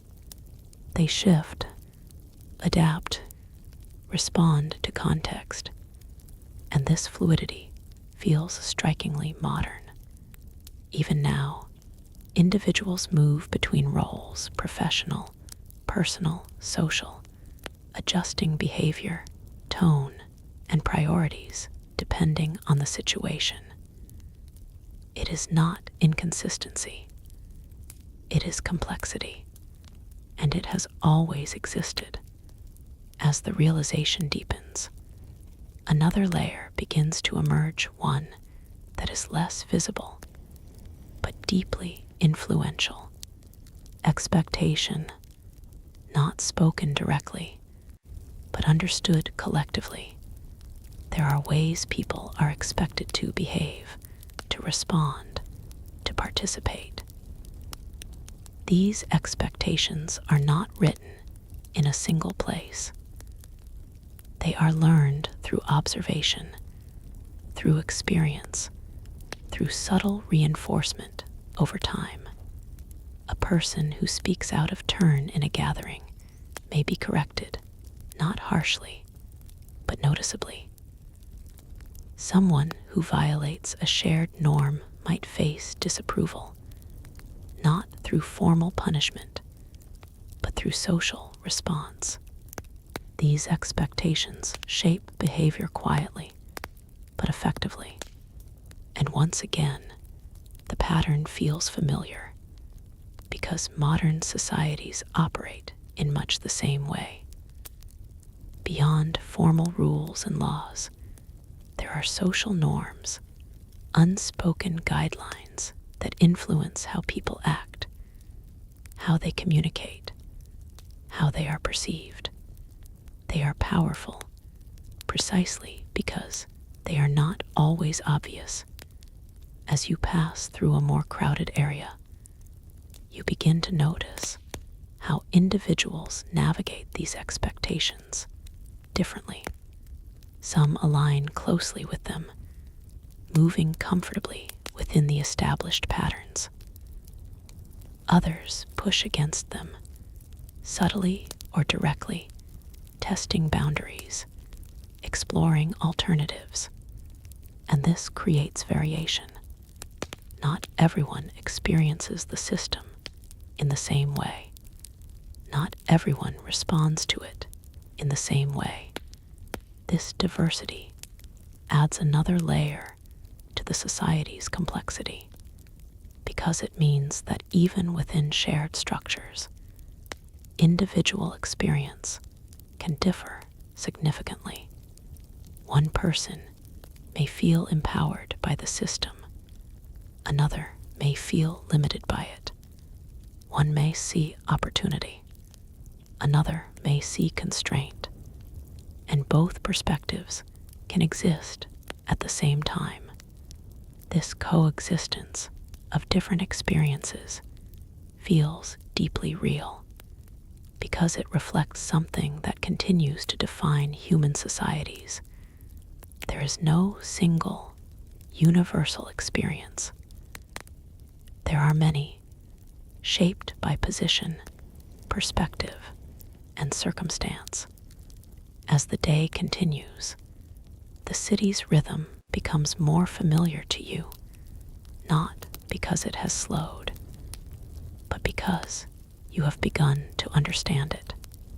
The movement no longer feels chaotic. It feels patterned, predictable in some ways, surprising in others. And within that pattern, individuals make choices. Small ones, large ones, each contributing to the ongoing flow of life. You begin to notice how even the smallest decisions can have ripple effects. A choice to speak or remain silent, to agree or challenge, to act or wait. Each decision influences what happens next, not just for the individual, but for those around them. This interconnectedness creates a sense of shared responsibility, even when it is not explicitly acknowledged, because actions do not exist in isolation. They are part of a chain, and that chain continues. often beyond what any single person can fully see. As you move toward a quieter part of the city once more, the contrast between activity and stillness becomes more pronounced. Here, away from the intensity of interaction, there is space to reflect, and in that space, another realization begins to take shape. For all its complexity, for all its systems and structures, this world is not driven by systems alone. It is driven by people, their choices, their intentions, their interpretations. The systems exist, yes, but they are sustained, shaped, and changed by human action. Without participation, they would fade. Without engagement, they would lose meaning. This shifts the perspective once again, because it means that the continuity you have observed, the patterns that connect past and present, are not just structural. They are human. They exist because people continue to think, to act, to connect in ways that echo across time. And that realization carries a certain weight, because it suggests that the story you have been witnessing is not something that happened once and ended. It is something that continues, something that you, in your own way, are part of. The same patterns, the same cycles, the same balance between stability and change. As the light of the day begins to soften slightly, hinting at the slow approach of evening once more, the city does not feel like it is winding down. It feels like it is continuing, because there is no clear beginning or end to this story. Only movement, only transition, and within that, the constant presence of human experience. You pause one final time, taking in everything, not just the sights and sounds, but the deeper understanding that has unfolded. Ancient Greece no longer feels like a distant chapter in history. It feels like a reflection, a foundation, a version of the same ongoing narrative that continues into the present. And as that thought settles completely, the question that began this part returns once more. But now it feels different, not abstract, not distant, but personal. How much of this world still exists within your own? And perhaps more importantly, how much of your world would feel familiar to them? As that question lingers, the scene does not fade. It remains open, unfinished, because the story, in truth, is still being written. The question lingers longer than expected, settling not as something to answer quickly, but as something to sit with. It shifts the way you see everything around you, not by changing the world itself, but by changing the lens through which you experience it. And slowly, almost without noticing, your attention begins to turn inward, not away from the city, but through it. Because now, each moment you observe carries a subtle reflection, not just of them, but of you. A man pauses before responding in a discussion, carefully choosing his words. You recognize that hesitation not as weakness, but as awareness. The understanding that words have impact, that once spoken, they cannot be taken back. A group laughs together, their energy light, unguarded. You recognize that too, the ease that comes from shared understanding, from feeling connected without needing explanation. A disagreement unfolds nearby, tension rising just beneath the surface. You see not just the conflict, but the underlying need to be heard, to be understood, to have one's perspective acknowledged. And it becomes clear, these moments are not ancient. They are universal. They exist across time, across cultures, across systems. They are part of what it means to be human. As this realization deepens, the city itself begins to feel less like a place you are visiting and more like a space you understand. Not completely, not perfectly, but enough to recognize its patterns, its rhythms, its underlying structure. And within that understanding, another shift occurs. You begin to notice not just what is similar, but what is different, not in a distant, analytical way, but in a way that feels immediate, almost tangible. There is a certain weight to time here. Moments are not rushed. Decisions are not made instantly. Conversations are allowed to unfold without interruption. There is patience, not everywhere, not always, but enough to be noticeable. And that patience creates something rare. Depth. Ideas are explored more fully. Interactions are experienced more completely. There is space between actions, space for thought, for reflection, for meaning to develop. In contrast, you begin to sense how different that can feel from a faster-paced world, where attention is often divided, where moments are compressed, where responses are expected quickly.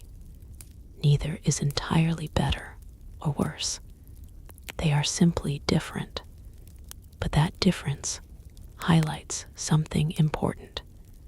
The way time is experienced shapes everything else. How people think, how they communicate, how they make decisions. And here, in this slower rhythm, certain aspects of life feel more pronounced, not because they are more important, but because they are given more room to exist. As you continue walking, this awareness of time expands into something larger. Continuity, the sense that life is not just a series of isolated moments, but part of an ongoing flow. People here seem connected not only to their present, but to what came before and what will come after. You notice it in the way older individuals are treated, their experiences valued as something that carries weight. You see it in the way stories are told, often linking past events to present understanding. There is an awareness of being part of something larger than the immediate moment, a recognition that individual actions contribute to a longer narrative, and that perspective influences behavior. Decisions are not always made for immediate gain. Sometimes they are shaped by how they will be remembered, how they will affect others in the future. This long-term thinking feels both familiar and rare, because while it exists in modern life, it is often overshadowed by short-term pressures, by immediate concerns. Here, it feels more present, more integrated into daily life, and that creates a different relationship with with responsibility. As this thought settles, you begin to notice how individuals carry themselves within this context.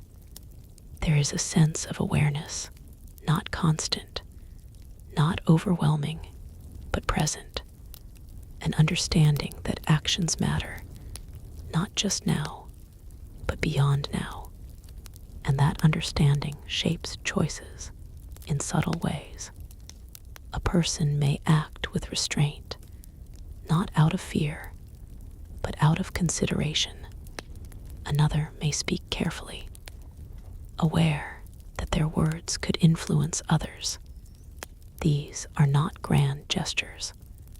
They are small, everyday decisions, but collectively, they shape the character of the society. As the day begins to shift once more, the light softening again toward evening, you find yourself returning to a familiar path. The same streets, the same spaces, but they do not feel the same because you are not seeing them in the same way. The marketplace, once just a place of activity, now feels like a network of relationships. The gatherings, once just conversations, now feel like exchanges that shape understanding. The structures, once just physical forms, now feel like expressions of deeper ideas. Everything has gained another layer, and within that layer, the connection between past and present feels stronger than ever, not because they are identical, but because they are linked, part of the same unfolding process. As you pause once more, the city around you continuing its rhythm, a final realization begins to take shape, not as a conclusion, but as a quiet understanding. Ancient Greece was not modern in the way the word is usually used. It did not have the technologies, the scale, the speed of the present, but it had something else, something foundational, the patterns of thought, the structures of interaction, the ways of seeking meaning, of organizing life, of connecting with others. And those patterns did not disappear. They evolved. They continued. They became part of everything that followed, including the world you know. And as that understanding settles fully, the distance between observer and subject disappears almost completely, because this is no longer just their story. It is part of yours.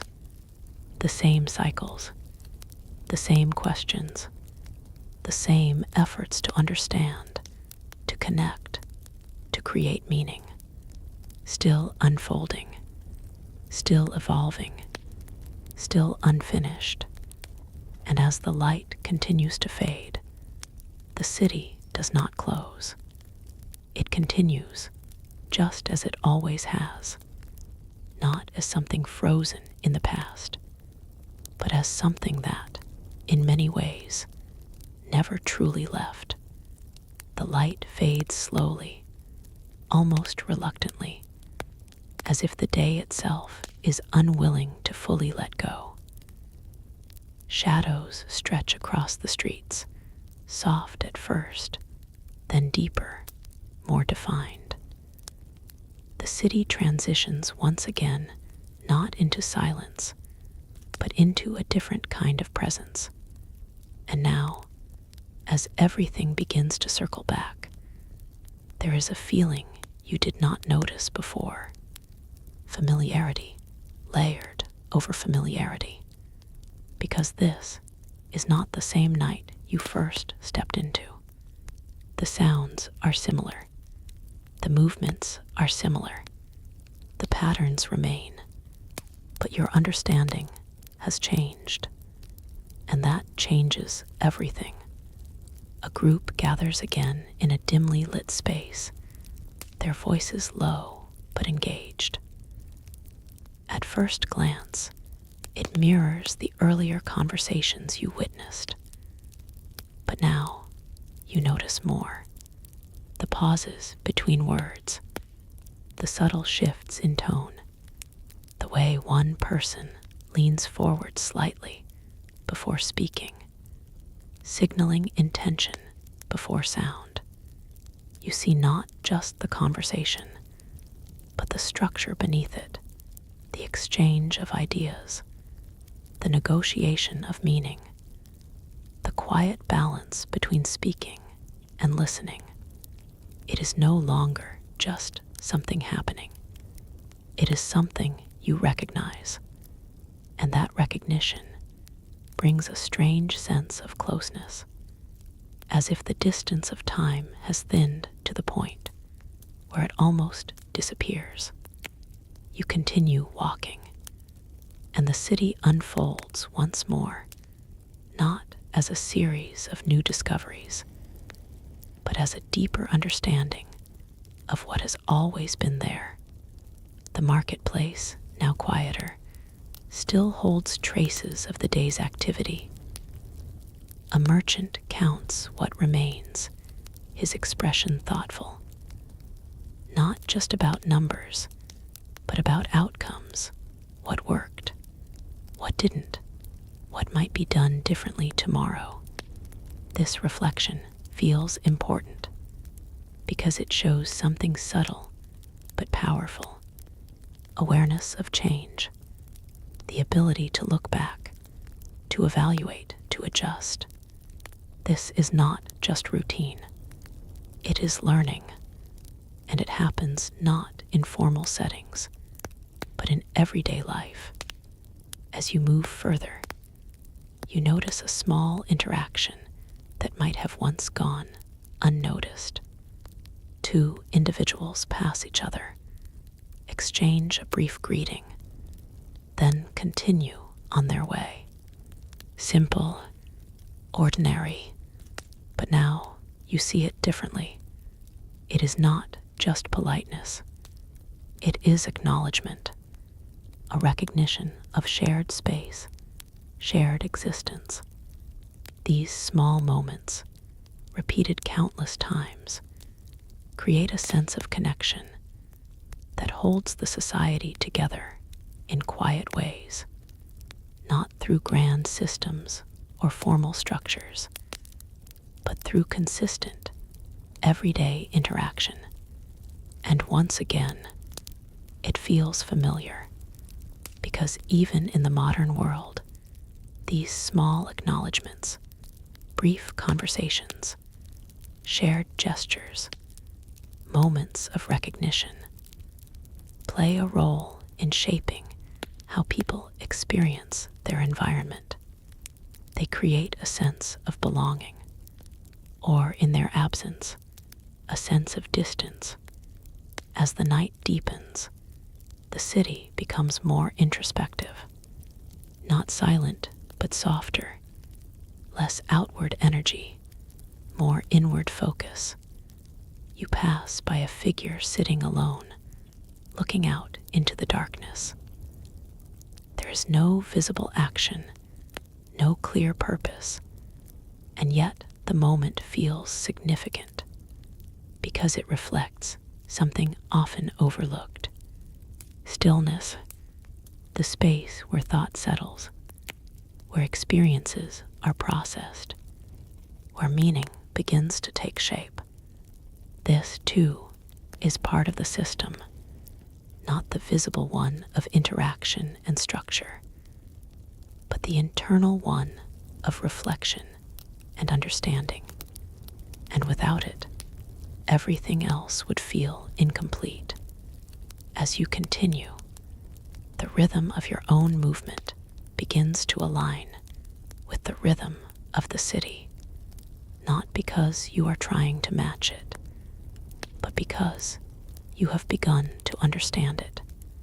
The pace, the flow, the balance between action and pause. And in that alignment, something unexpected happens. The feeling of observation fades. You are no longer outside of it. You are within it. Not physically, perhaps, but in understanding, in recognition, in the awareness that what you are witnessing is not separate from you. It is connected, because the patterns you have seen here, the cycles of thought, interaction, adaptation, reflection, they are not limited to this place. They exist wherever people exist. They are part of the structure of human life itself. As that realization deepens, the city begins to feel less like a specific location and more like a representation, not of a single time, but of a continuous process, a living example of how societies form, evolve, and sustain themselves.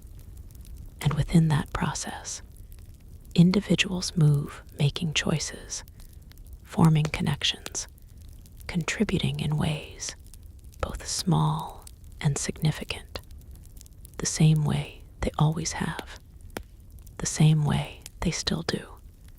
As you reach a familiar point once more, a place where the city opens slightly, offering a wider view, you pause, not because the journey is ending, but because something has shifted.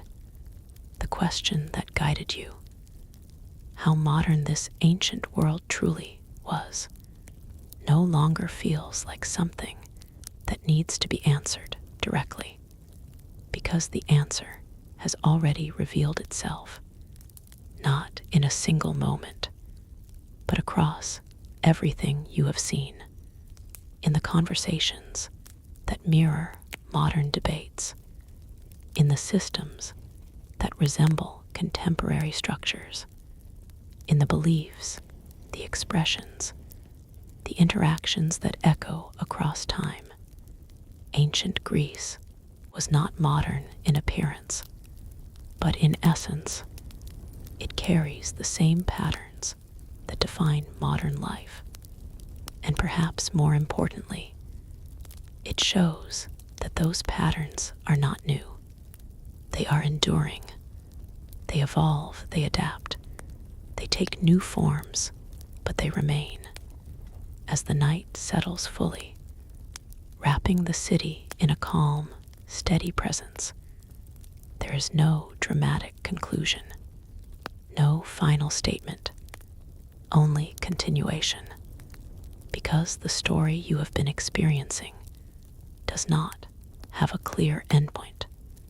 It flows forward into other places, other times, other lives, and in that flow, the connection between past and present remains intact, not as something distant or abstract, but as something real, something ongoing, something that, even now, continues to shape the world in ways both visible and unseen.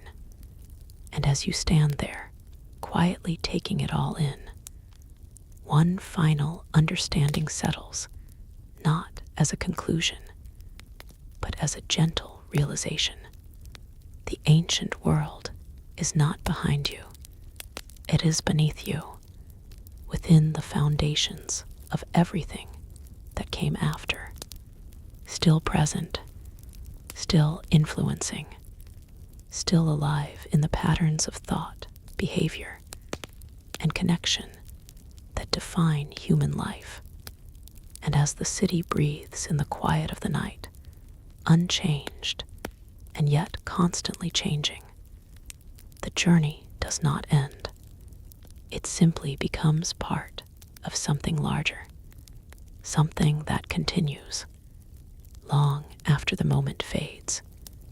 And yet, even as everything seems to settle into that quiet continuation, there is one final shift, so subtle that it almost feels like nothing has changed at all. The city is still here. The same streets, the same rhythms, the same quiet pulse moving beneath everything. But now, instead of moving through it, you begin to sense something different.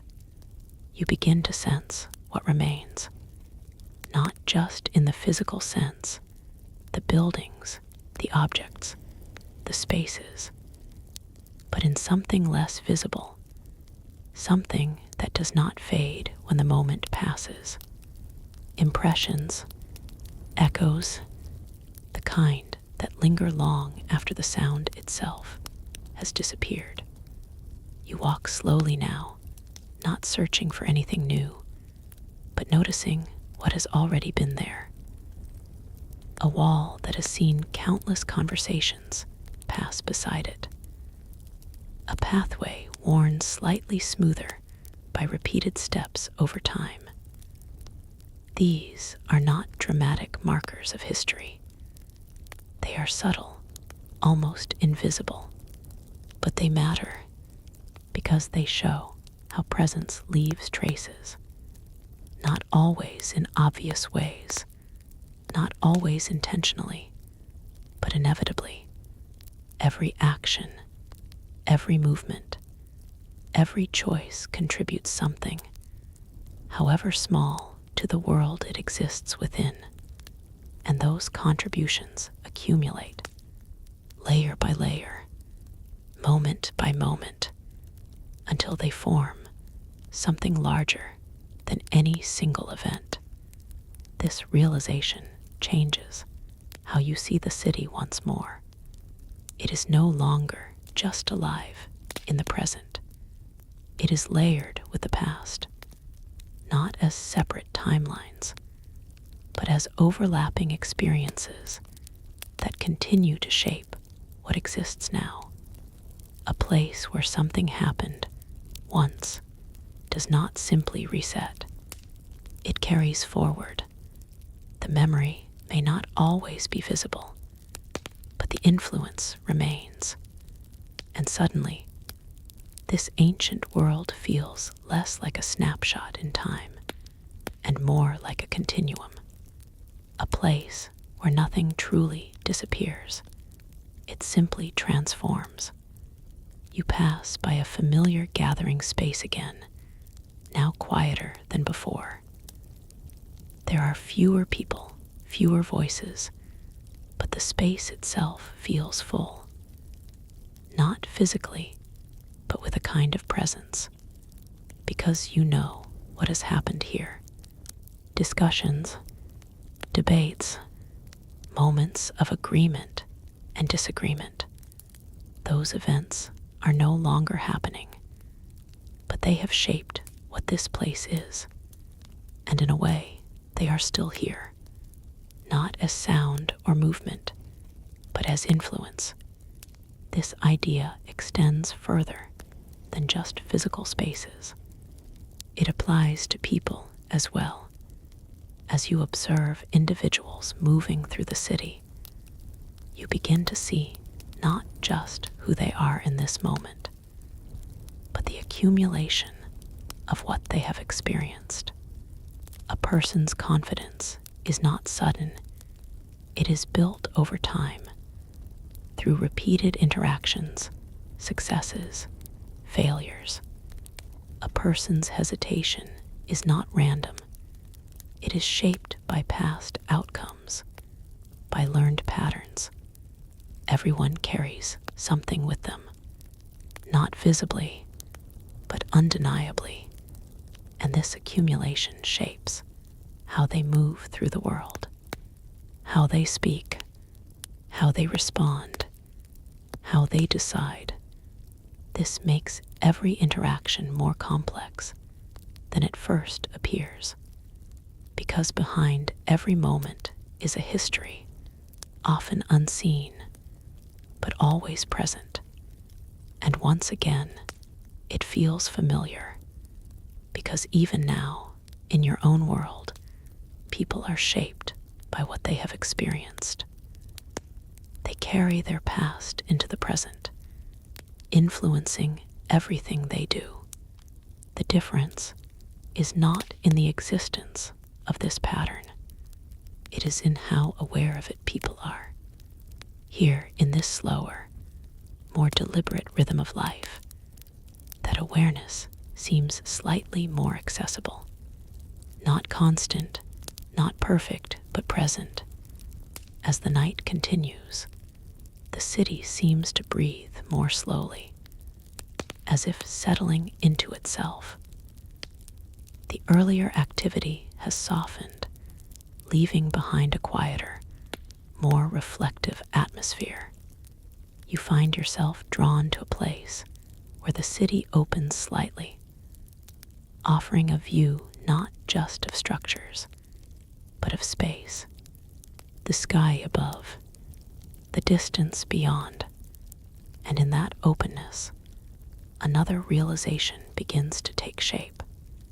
For all the systems, all the patterns, all the structures you have observed, there is something that exists beyond them, something that cannot be fully controlled, fully predicted, or fully understood. The unknown. It has been present from the beginning in questions without clear answers, in decisions made without certainty, in outcomes that could not be anticipated, and it remains, no matter how advanced a society becomes, no matter how refined its systems are. There is always something beyond reach, something uncertain, something open, and this uncertainty is not just a challenge, it is also a possibility, because within the unknown lies the space for change, for new ideas, for unexpected outcomes. Without it, everything would be fixed, predictable, unchanging. But with it, the story continues. It evolves. It expands. As you stand there, looking out into that open space, the entire journey begins to come together, not as separate observations, but as a single, connected experience. The conversations, the structures, the beliefs, the expressions, the patterns, the echoes, they are all part of the same system, a system that is not defined by any one element, but by the interaction between them. And at the center of that system is something simple, yet complex: human experience. The way people think, act, connect, adapt, remember. The way they create meaning from what they encounter, and the way that meaning shapes everything that follows. As this understanding settles fully, there is no sense of conclusion, no feeling that something has ended. Instead, there is a sense of continuation, because what you have seen is not confined to this place. It is not limited to this time. It is part of something ongoing, something that extends beyond the boundaries of this city, beyond the limits of this moment. And as that realization becomes clear, the final shift occurs. You are no longer asking how modern this ancient world was. You are recognizing how continuous it is, how the same patterns, the same structures, the same experiences move forward, adapting, evolving, but never fully disappearing. The past is not behind. It is within systems, within ideas, within behaviors that continue to shape the present. And as the night holds steady around you, quiet and expansive, the city does not fade. It remains, not as something distant, but as something connected, something ongoing, something that, in subtle and profound ways, is still unfolding, even now. And in that realization, the journey finds its quiet resting place, not as an ending, but as a moment of understanding within a story that never truly stops. The stillness of the night stretches gently, wrapping the city in a calm that feels earned rather than empty. Nothing has truly stopped, only slowed, like a breath held between moments. And within that pause, everything you've seen begins to settle into place, not as separate memories, but as something continuous. You walk again, but now there is no urgency, no need to search or discover. The city feels familiar in a way that goes beyond recognition. It feels understood, not completely, but enough to move through it without questioning every detail. A faint sound of footsteps echoes somewhere behind you, then fades. It is not important who it was. What matters is the rhythm, the reminder that movement continues even when it is not directly seen. Life here does not depend on constant visibility to exist. A door closes softly in the distance, marking the end of one moment and the beginning of another. Inside, a conversation may continue, or perhaps silence has taken its place. Either way, the story does not stop.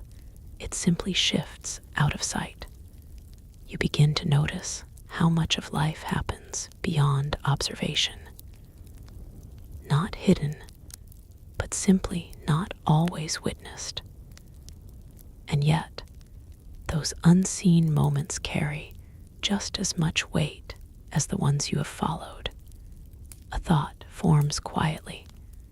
How much of any world is truly visible at once? How much exists just beyond perception, shaping outcomes without ever being directly observed? The question lingers without demanding an answer. The city, even in its quietest state, feels full. Not crowded, not overwhelming, but complete. Every space holds something, if not action, then potential. If not sound, then memory. You pause near a familiar path, one you've crossed before without fully noticing. Now, it feels different, not because it has changed, but because you have. The ground beneath your feet carries the subtle marks of repetition. Countless steps, taken over time, have shaped it slightly. Not enough to be dramatic, but enough to matter.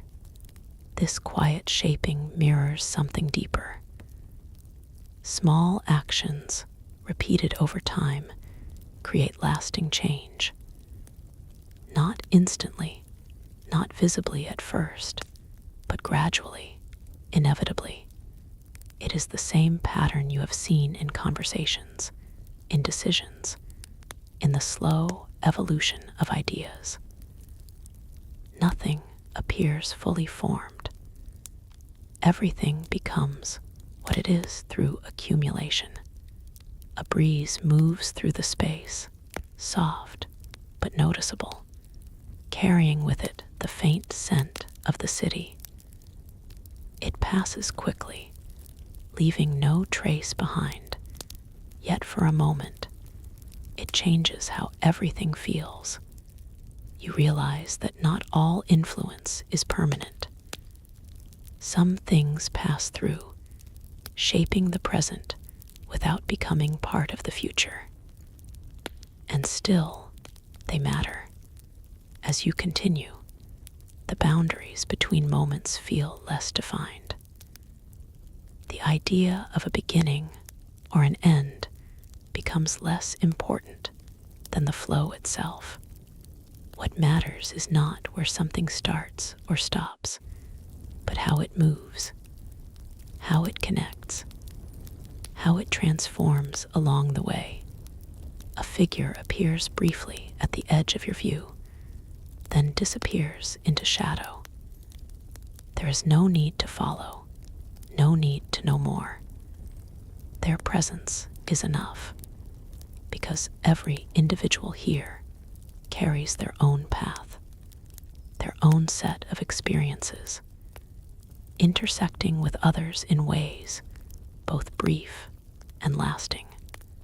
These intersections form the fabric of the society, not through design, but through natural interaction.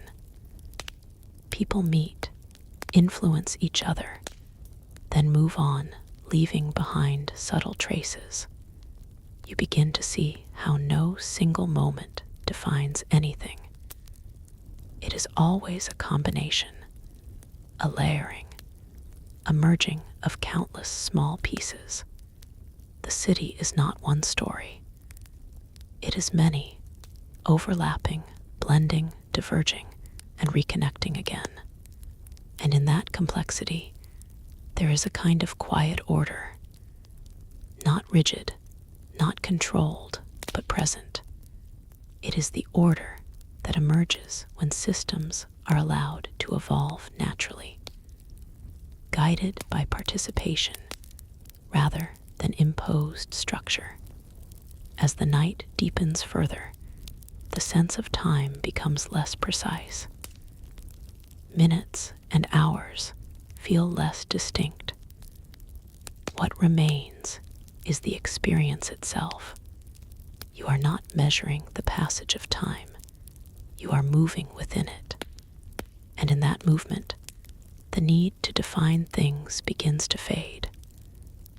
There is less focus on labeling, more on observing, less need to conclude, more willingness to continue. A distant voice rises briefly, then fades into silence. You cannot make out the words, but the tone carries something familiar. Engagement, curiosity, presence. The same elements that have appeared again and again in different forms across everything you have seen. It becomes clear that these are not features of a specific place or time. They are constants. They appear wherever people gather, wherever ideas are exchanged, wherever life is lived. And that realization brings a quiet sense of clarity. The question of how modern this world is begins to feel less relevant, because the patterns you have observed are not modern or ancient. They are simply human. They exist wherever people exist, regardless of time, technology, or setting. As you take another step forward, the city seems to shift once more, not physically, but in perception. It no longer feels like something separate from you. It feels connected, not in a direct, literal sense, but in a deeper, more abstract way. The same patterns, the same rhythms, the same cycles you have observed here continue elsewhere. They appear in different forms, with different tools, but the structure remains. And that structure is what creates continuity, not a fixed connection between past and present, but an ongoing process that links them. As you reach the end of the path, there is no clear marker, no sign that something has concluded, only a sense that this part of the journey has settled into place. The city remains behind you, but not as something left behind, It stays with you, not as a memory alone, but as an understanding, a recognition of patterns that extend beyond a single place, beyond a single time.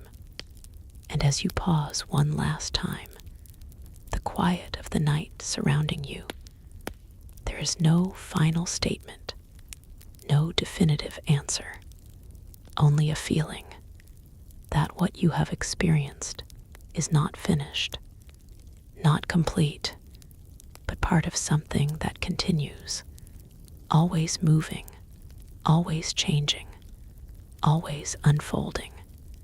The quiet lingers, but it is no longer the same quiet you first noticed. It feels fuller now, shaped by everything that came before it. The city has not changed, yet your awareness of it has deepened in a way that makes even silence feel meaningful. You take a slow step forward, and it feels less like moving through a place and more like moving through understanding. Each moment seems connected to the last, forming a chain that does not break, only extends. A faint glow from a distant lamp flickers slightly, reacting to the air around it. It does not resist the movement, it adapts, shifting gently without losing its presence.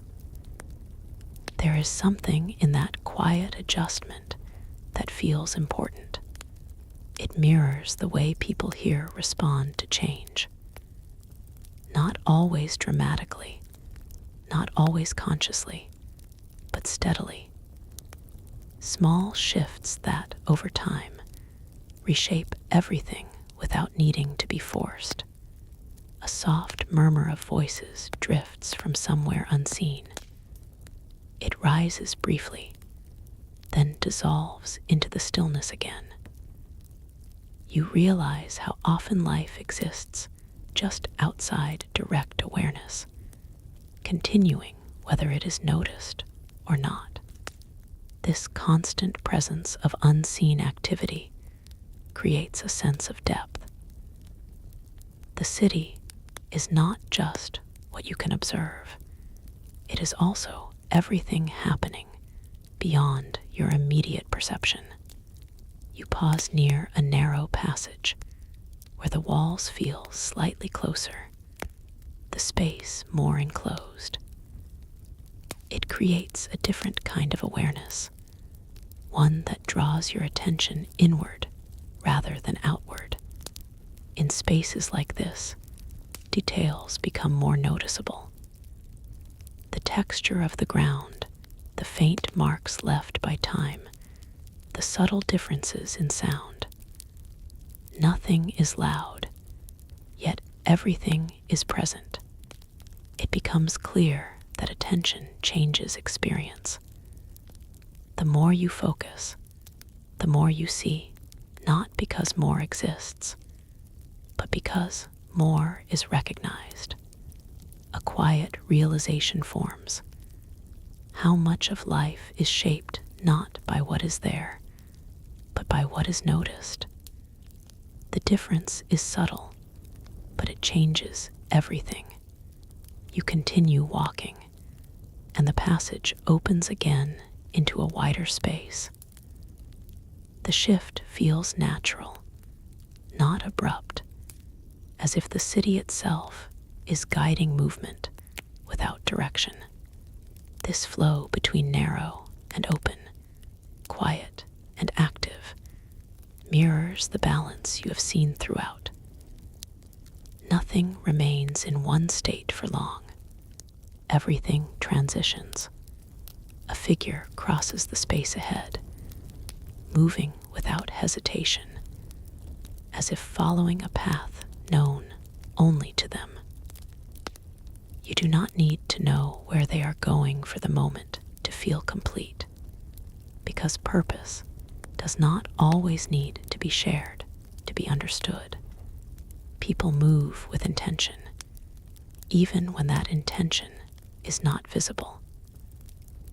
and that invisible direction shapes the flow of everything around them. You begin to notice how these individual paths intersect again and again. Briefly, quietly, sometimes without acknowledgement. And yet, those intersections matter. They influence timing, movement, even decisions, subtle shifts that ripple outward in ways no one fully tracks. The city, in this way, becomes a network of moments touching and moving past one another. Not controlled, not designed, but continuously forming itself through interaction. A gentle breeze moves through once more, slightly cooler now. It carries with it the sense that time is passing, even if it is not being measured. You are not counting moments anymore. You are experiencing them as they come, without needing to define their place in a sequence. This release from measurement creates a different kind of clarity, one that is not about precision, but about presence. You are here, not in a point of time, but in a flow of experience. And within that flow, everything feels connected. The earlier conversations, the structures, the beliefs, the expressions, they no longer feel like separate parts. They feel like layers of the same system, working together, shaping one another, forming something cohesive without being fixed. A distant sound of movement, perhaps a cart, perhaps footsteps, passes through the night, then fades. It leaves behind a sense of continuity, not interruption. Nothing here truly stops. It only shifts between forms. Activity becomes stillness. Stillness becomes activity. Sound becomes silence. Silence becomes sound again. And within that constant transformation, there is stability, not in fixed states, but in the pattern itself. You find yourself slowing even more, not out of effort, but because the pace of everything around you invites it. There is no pressure to move quickly, no expectation to reach a destination.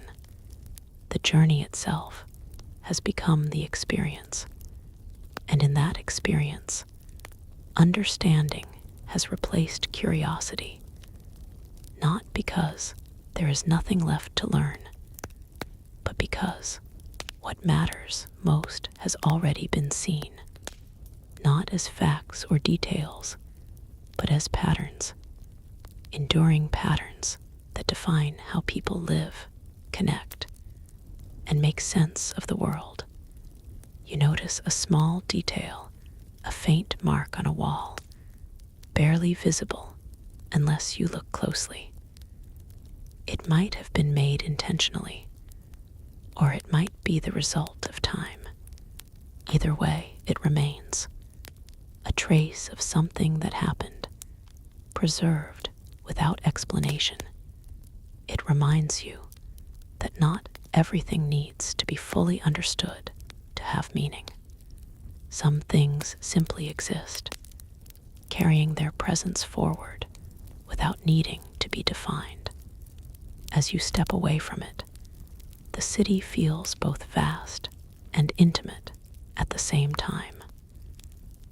Large in its complexity, yet close in its familiarity.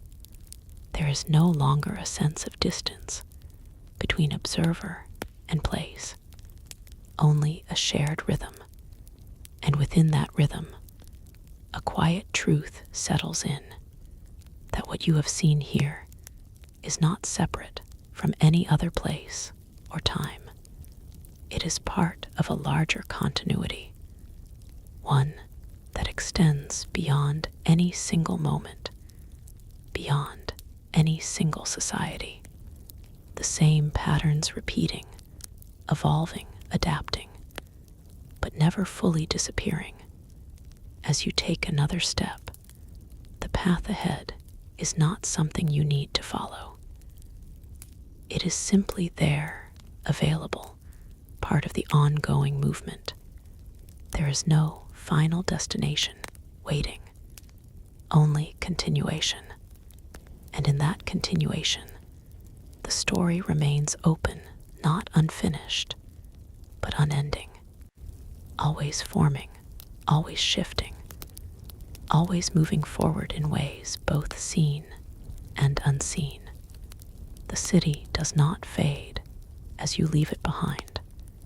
It remains not just as a place, but as an understanding, a recognition of something that exists beyond location, beyond time, something that continues quietly and steadily within every system, every interaction, every moment of human experience.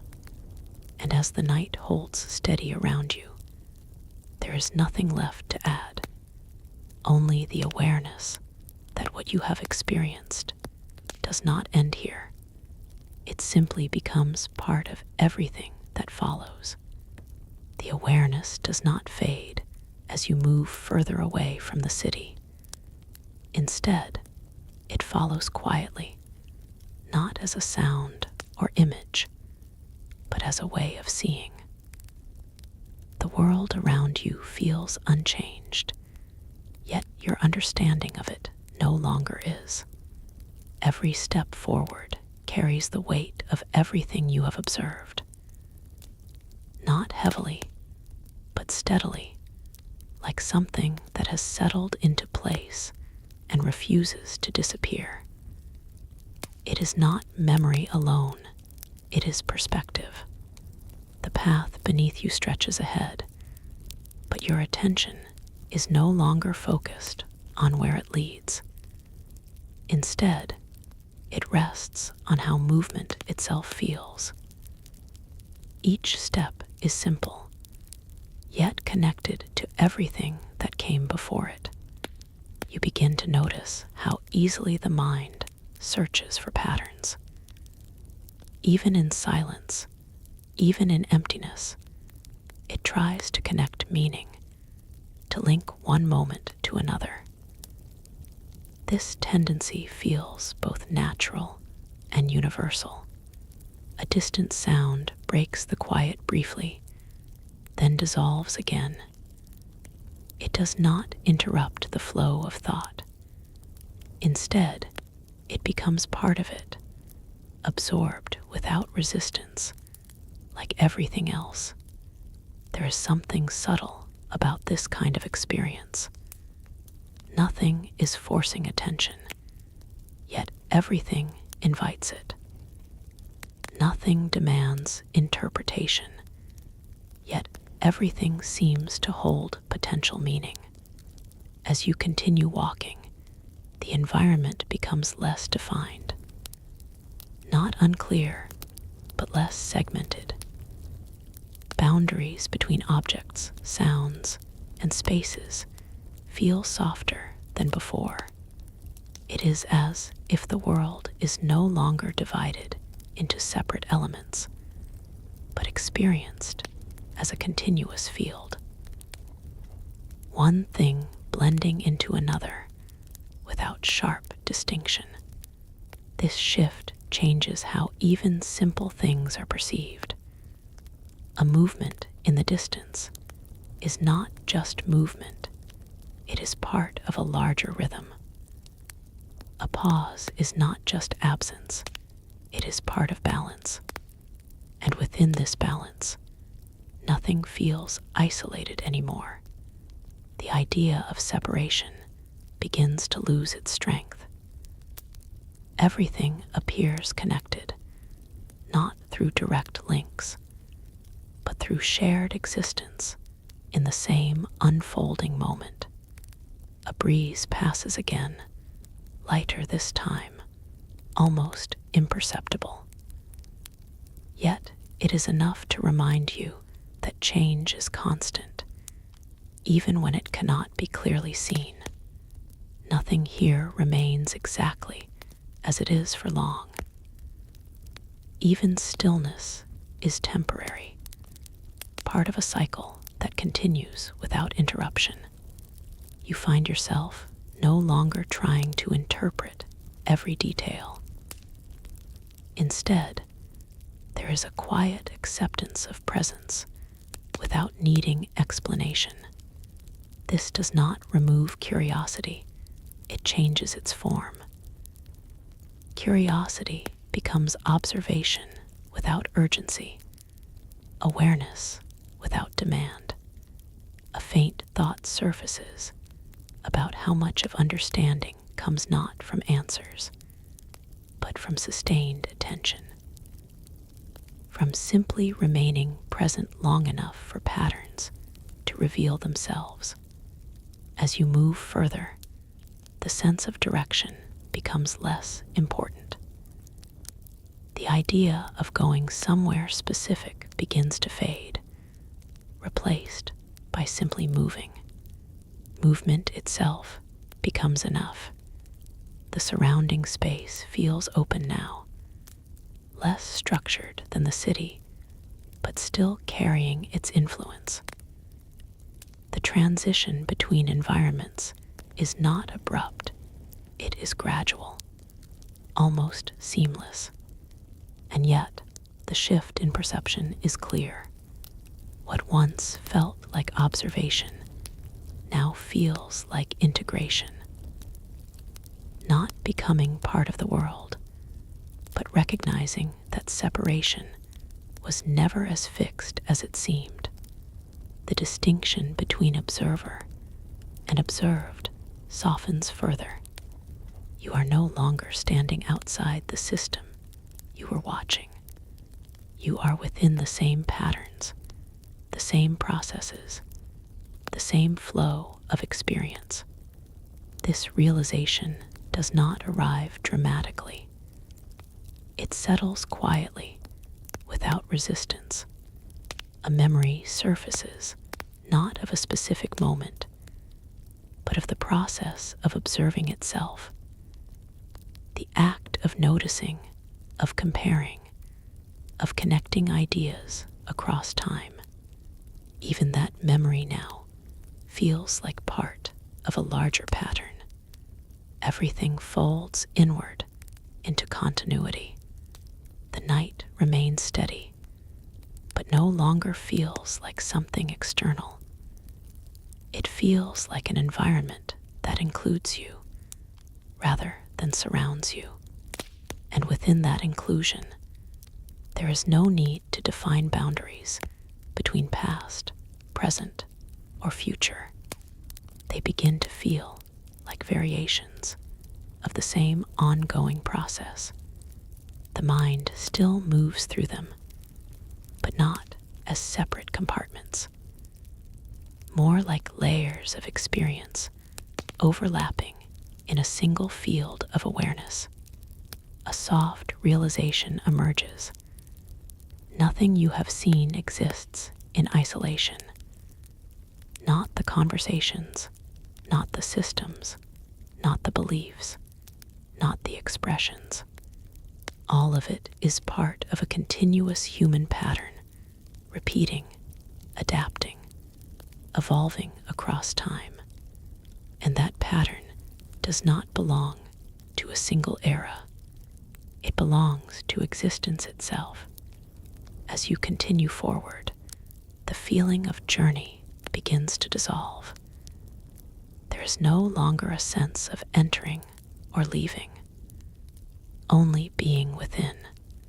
The space around you is no longer something to interpret constantly. It simply is. And in that simplicity, something unexpected appears. Clarity without effort.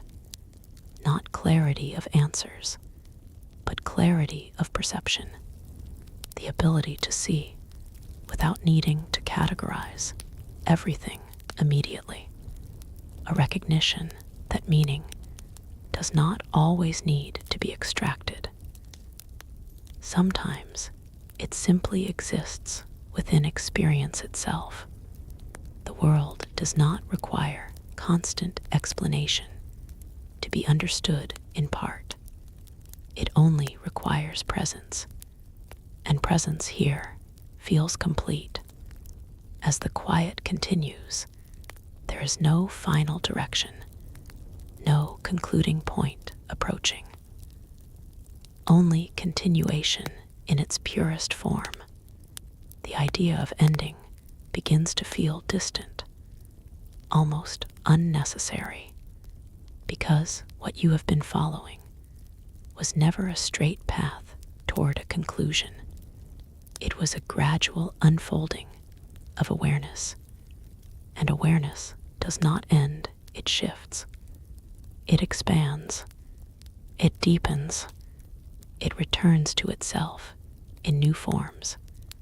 The surroundings grow softer again, not visually, but perceptually. Less emphasis on detail, more on flow. And within that flow, everything that came before remains present, not as separate memories, but as part of the same continuous understanding. Nothing is lost. Nothing is left behind. Everything continues, in one form or another, within the ongoing movement of thought and experience. And as this understanding settles completely, there is no need for closure, only the quiet recognition that what you have been witnessing, this world, this time, this reflection, is not contained within itself. It is part of something much larger, something still unfolding, still present, still moving forward, even now. The quiet you are walking through no longer feels like emptiness. It feels like a kind of awareness that does not need sound to exist. Every step carries the same steady rhythm, yet nothing about it feels repetitive anymore. Instead of looking for change, you begin to notice continuity. The way one moment gently folds into the next without breaking, without announcing itself. It is no longer about what is happening, but about how everything is connected as it happens. A distant shape moves across the edge of your vision, then disappears into the darker part of the landscape. You do not follow it, because there is no need to. Its presence was not about direction, but about reminding you that movement always exists somewhere. The ground beneath your feet feels unchanged, yet your attention to it has deepened. What once was simply surface and texture now feels like a record of passage, shaped slowly by time and repetition. You realize that nothing here exists in isolation. Even the quietest space is part of something larger, something that continues beyond what is immediately visible. This thought no longer surprises you, it simply fits. A faint sound rises somewhere far away, too soft to identify clearly. It could be a voice, or movement, or something else entirely. But it does not matter anymore what it is.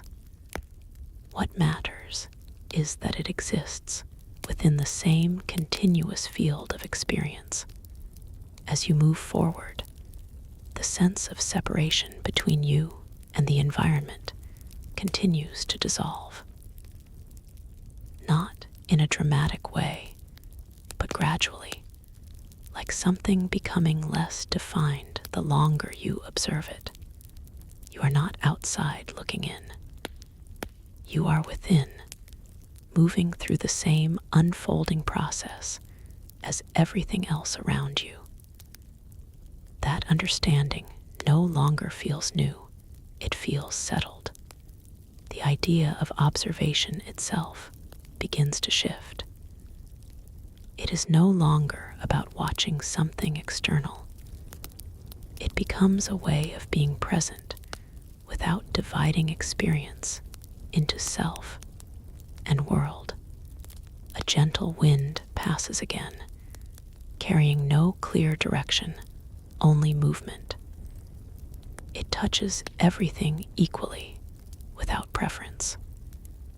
And in that, there is a quiet sense of balance that does not need explanation.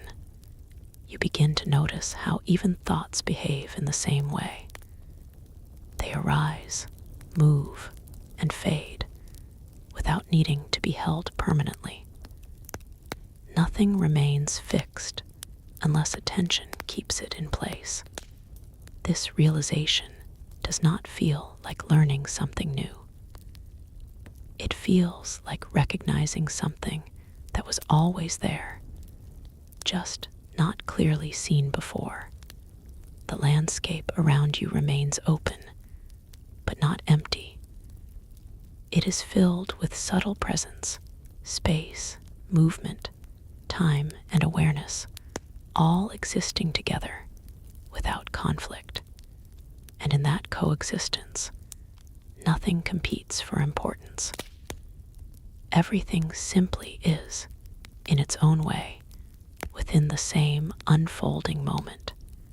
A brief memory surfaces, not as a scene, but as a feeling of earlier understanding, when everything seemed separate, when each idea appeared isolated from the next.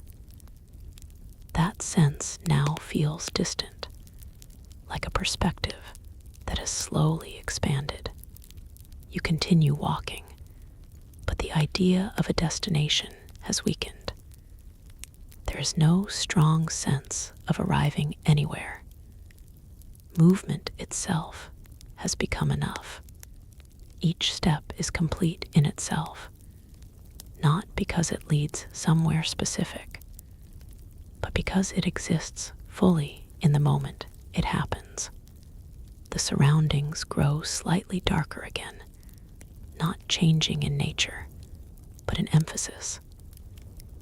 Less detail stands out, and yet nothing disappears. It all remains, just less divided by attention. You notice how perception adjusts itself without effort. What was once foreground becomes background, and what was unnoticed gently comes forward. Nothing is forced. Everything shifts naturally. This constant reorganization creates a sense of fluid stability. Nothing stays fixed, yet nothing is lost. Everything transforms while remaining part of the same continuity. And within that continuity, the idea of time begins to soften further. It no longer feels like something moving forward in a straight line. It feels more like layers of experience existing together, overlapping in subtle ways.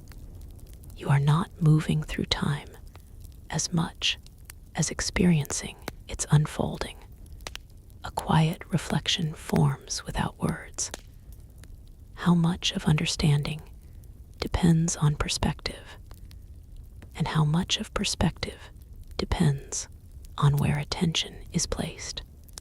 Even that thought dissolves slowly, not because it is rejected, but because it is no longer necessary to hold it tightly.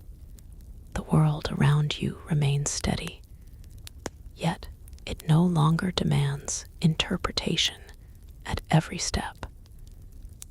There is space now for simply being within it. You realize that meaning does not always need to be extracted. Sometimes It is already present in the act of experiencing itself. And in that recognition, the separation between meaning and moment begins to fade. Everything becomes part of the same flow again.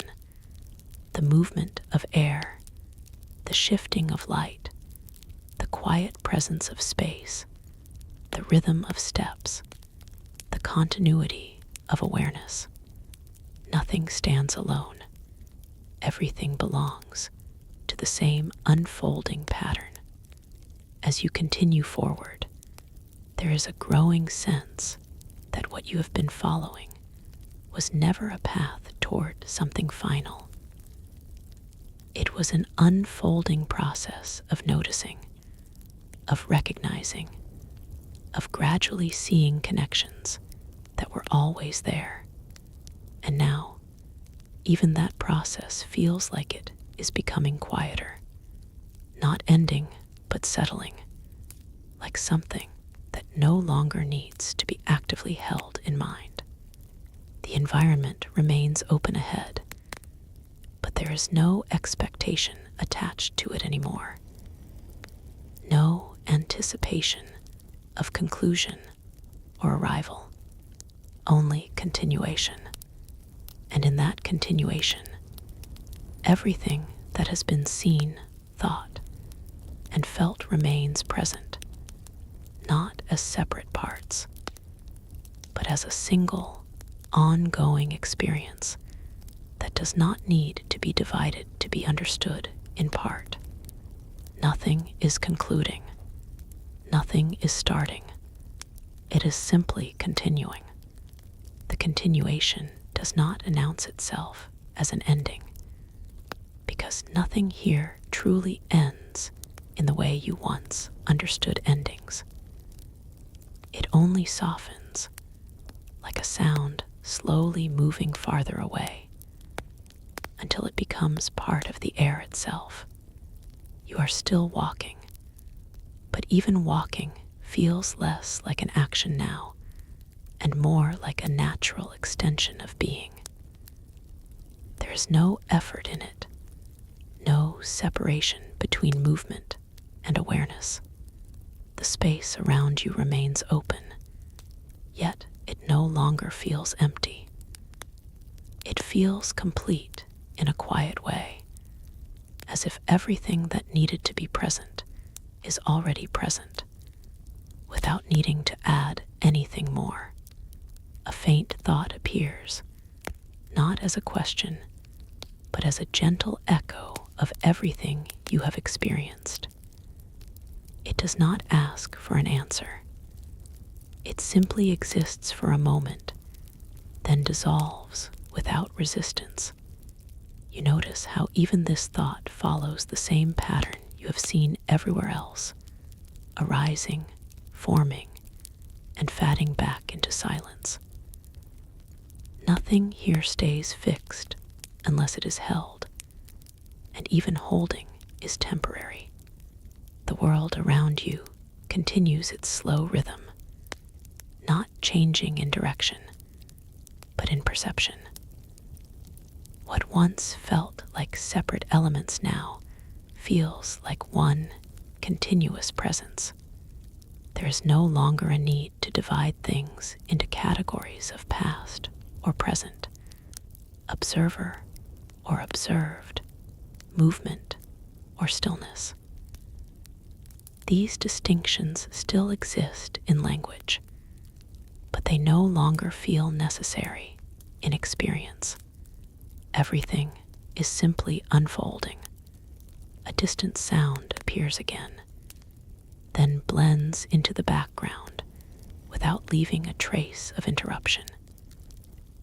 It is not important what it was, only that it passed through the same space of awareness as everything else.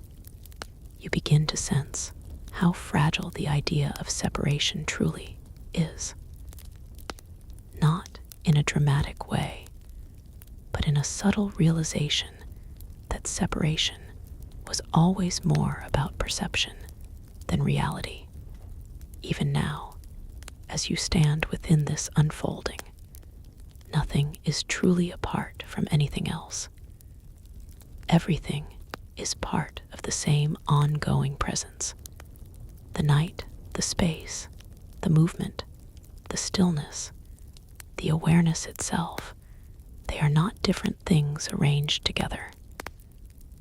They are expressions of the same continuity, and within that continuity, there is no pressure to define anything further. A soft stillness grows, not as absence, but as fullness without demand. Nothing is missing, and nothing needs to be completed. The sense of journey itself begins to fade, not because it has ended, but because it has dissolved into understanding. There is no longer a clear distinction between where it began and where it is now. It was never a straight line. It was always a gradual unfolding of perception. Even the idea of final begins to feel unnecessary.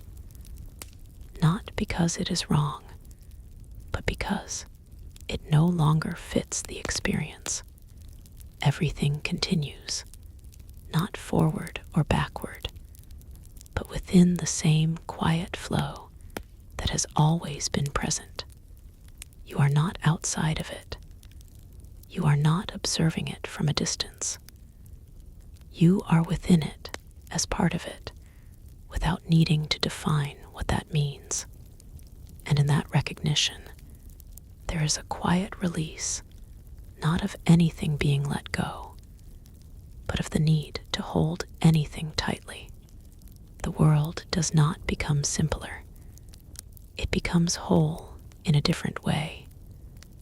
Not simplified, but unified in perception. Even complexity does not disappear. It simply no longer feels fragmented. You begin to understand that nothing you have seen was separate from anything else. Every moment, every interaction, every structure, every thought was part of the same continuous expression of human experience. And that expression does not belong to a single time or place or form. It extends, it continues, it transforms without losing itself. As you move through this final stretch of awareness, there is no anticipation left, no expectation of what should come next, only presence, and within presence, everything already exists. The story you have followed is no longer something unfolding in front of you. It is something you are within, something that includes both observation and understanding without separating them. Even the idea of you observing begins to soften, not disappearing, but blending into the experience itself. There is no longer a need to step outside of it to make sense of it, because it already makes sense in its own way, not as explanation, but as experience. And in that experience, nothing is missing, nothing is incomplete, nothing is waiting to be finished. The flow continues, not toward conclusion, but as continuation itself. And slowly, even the need to describe it begins to fade, because what remains is not something that needs to be told further. It is something that simply is, still unfolding, still present, still connected, without beginning, without ending, only continuation, quiet, complete, and ongoing.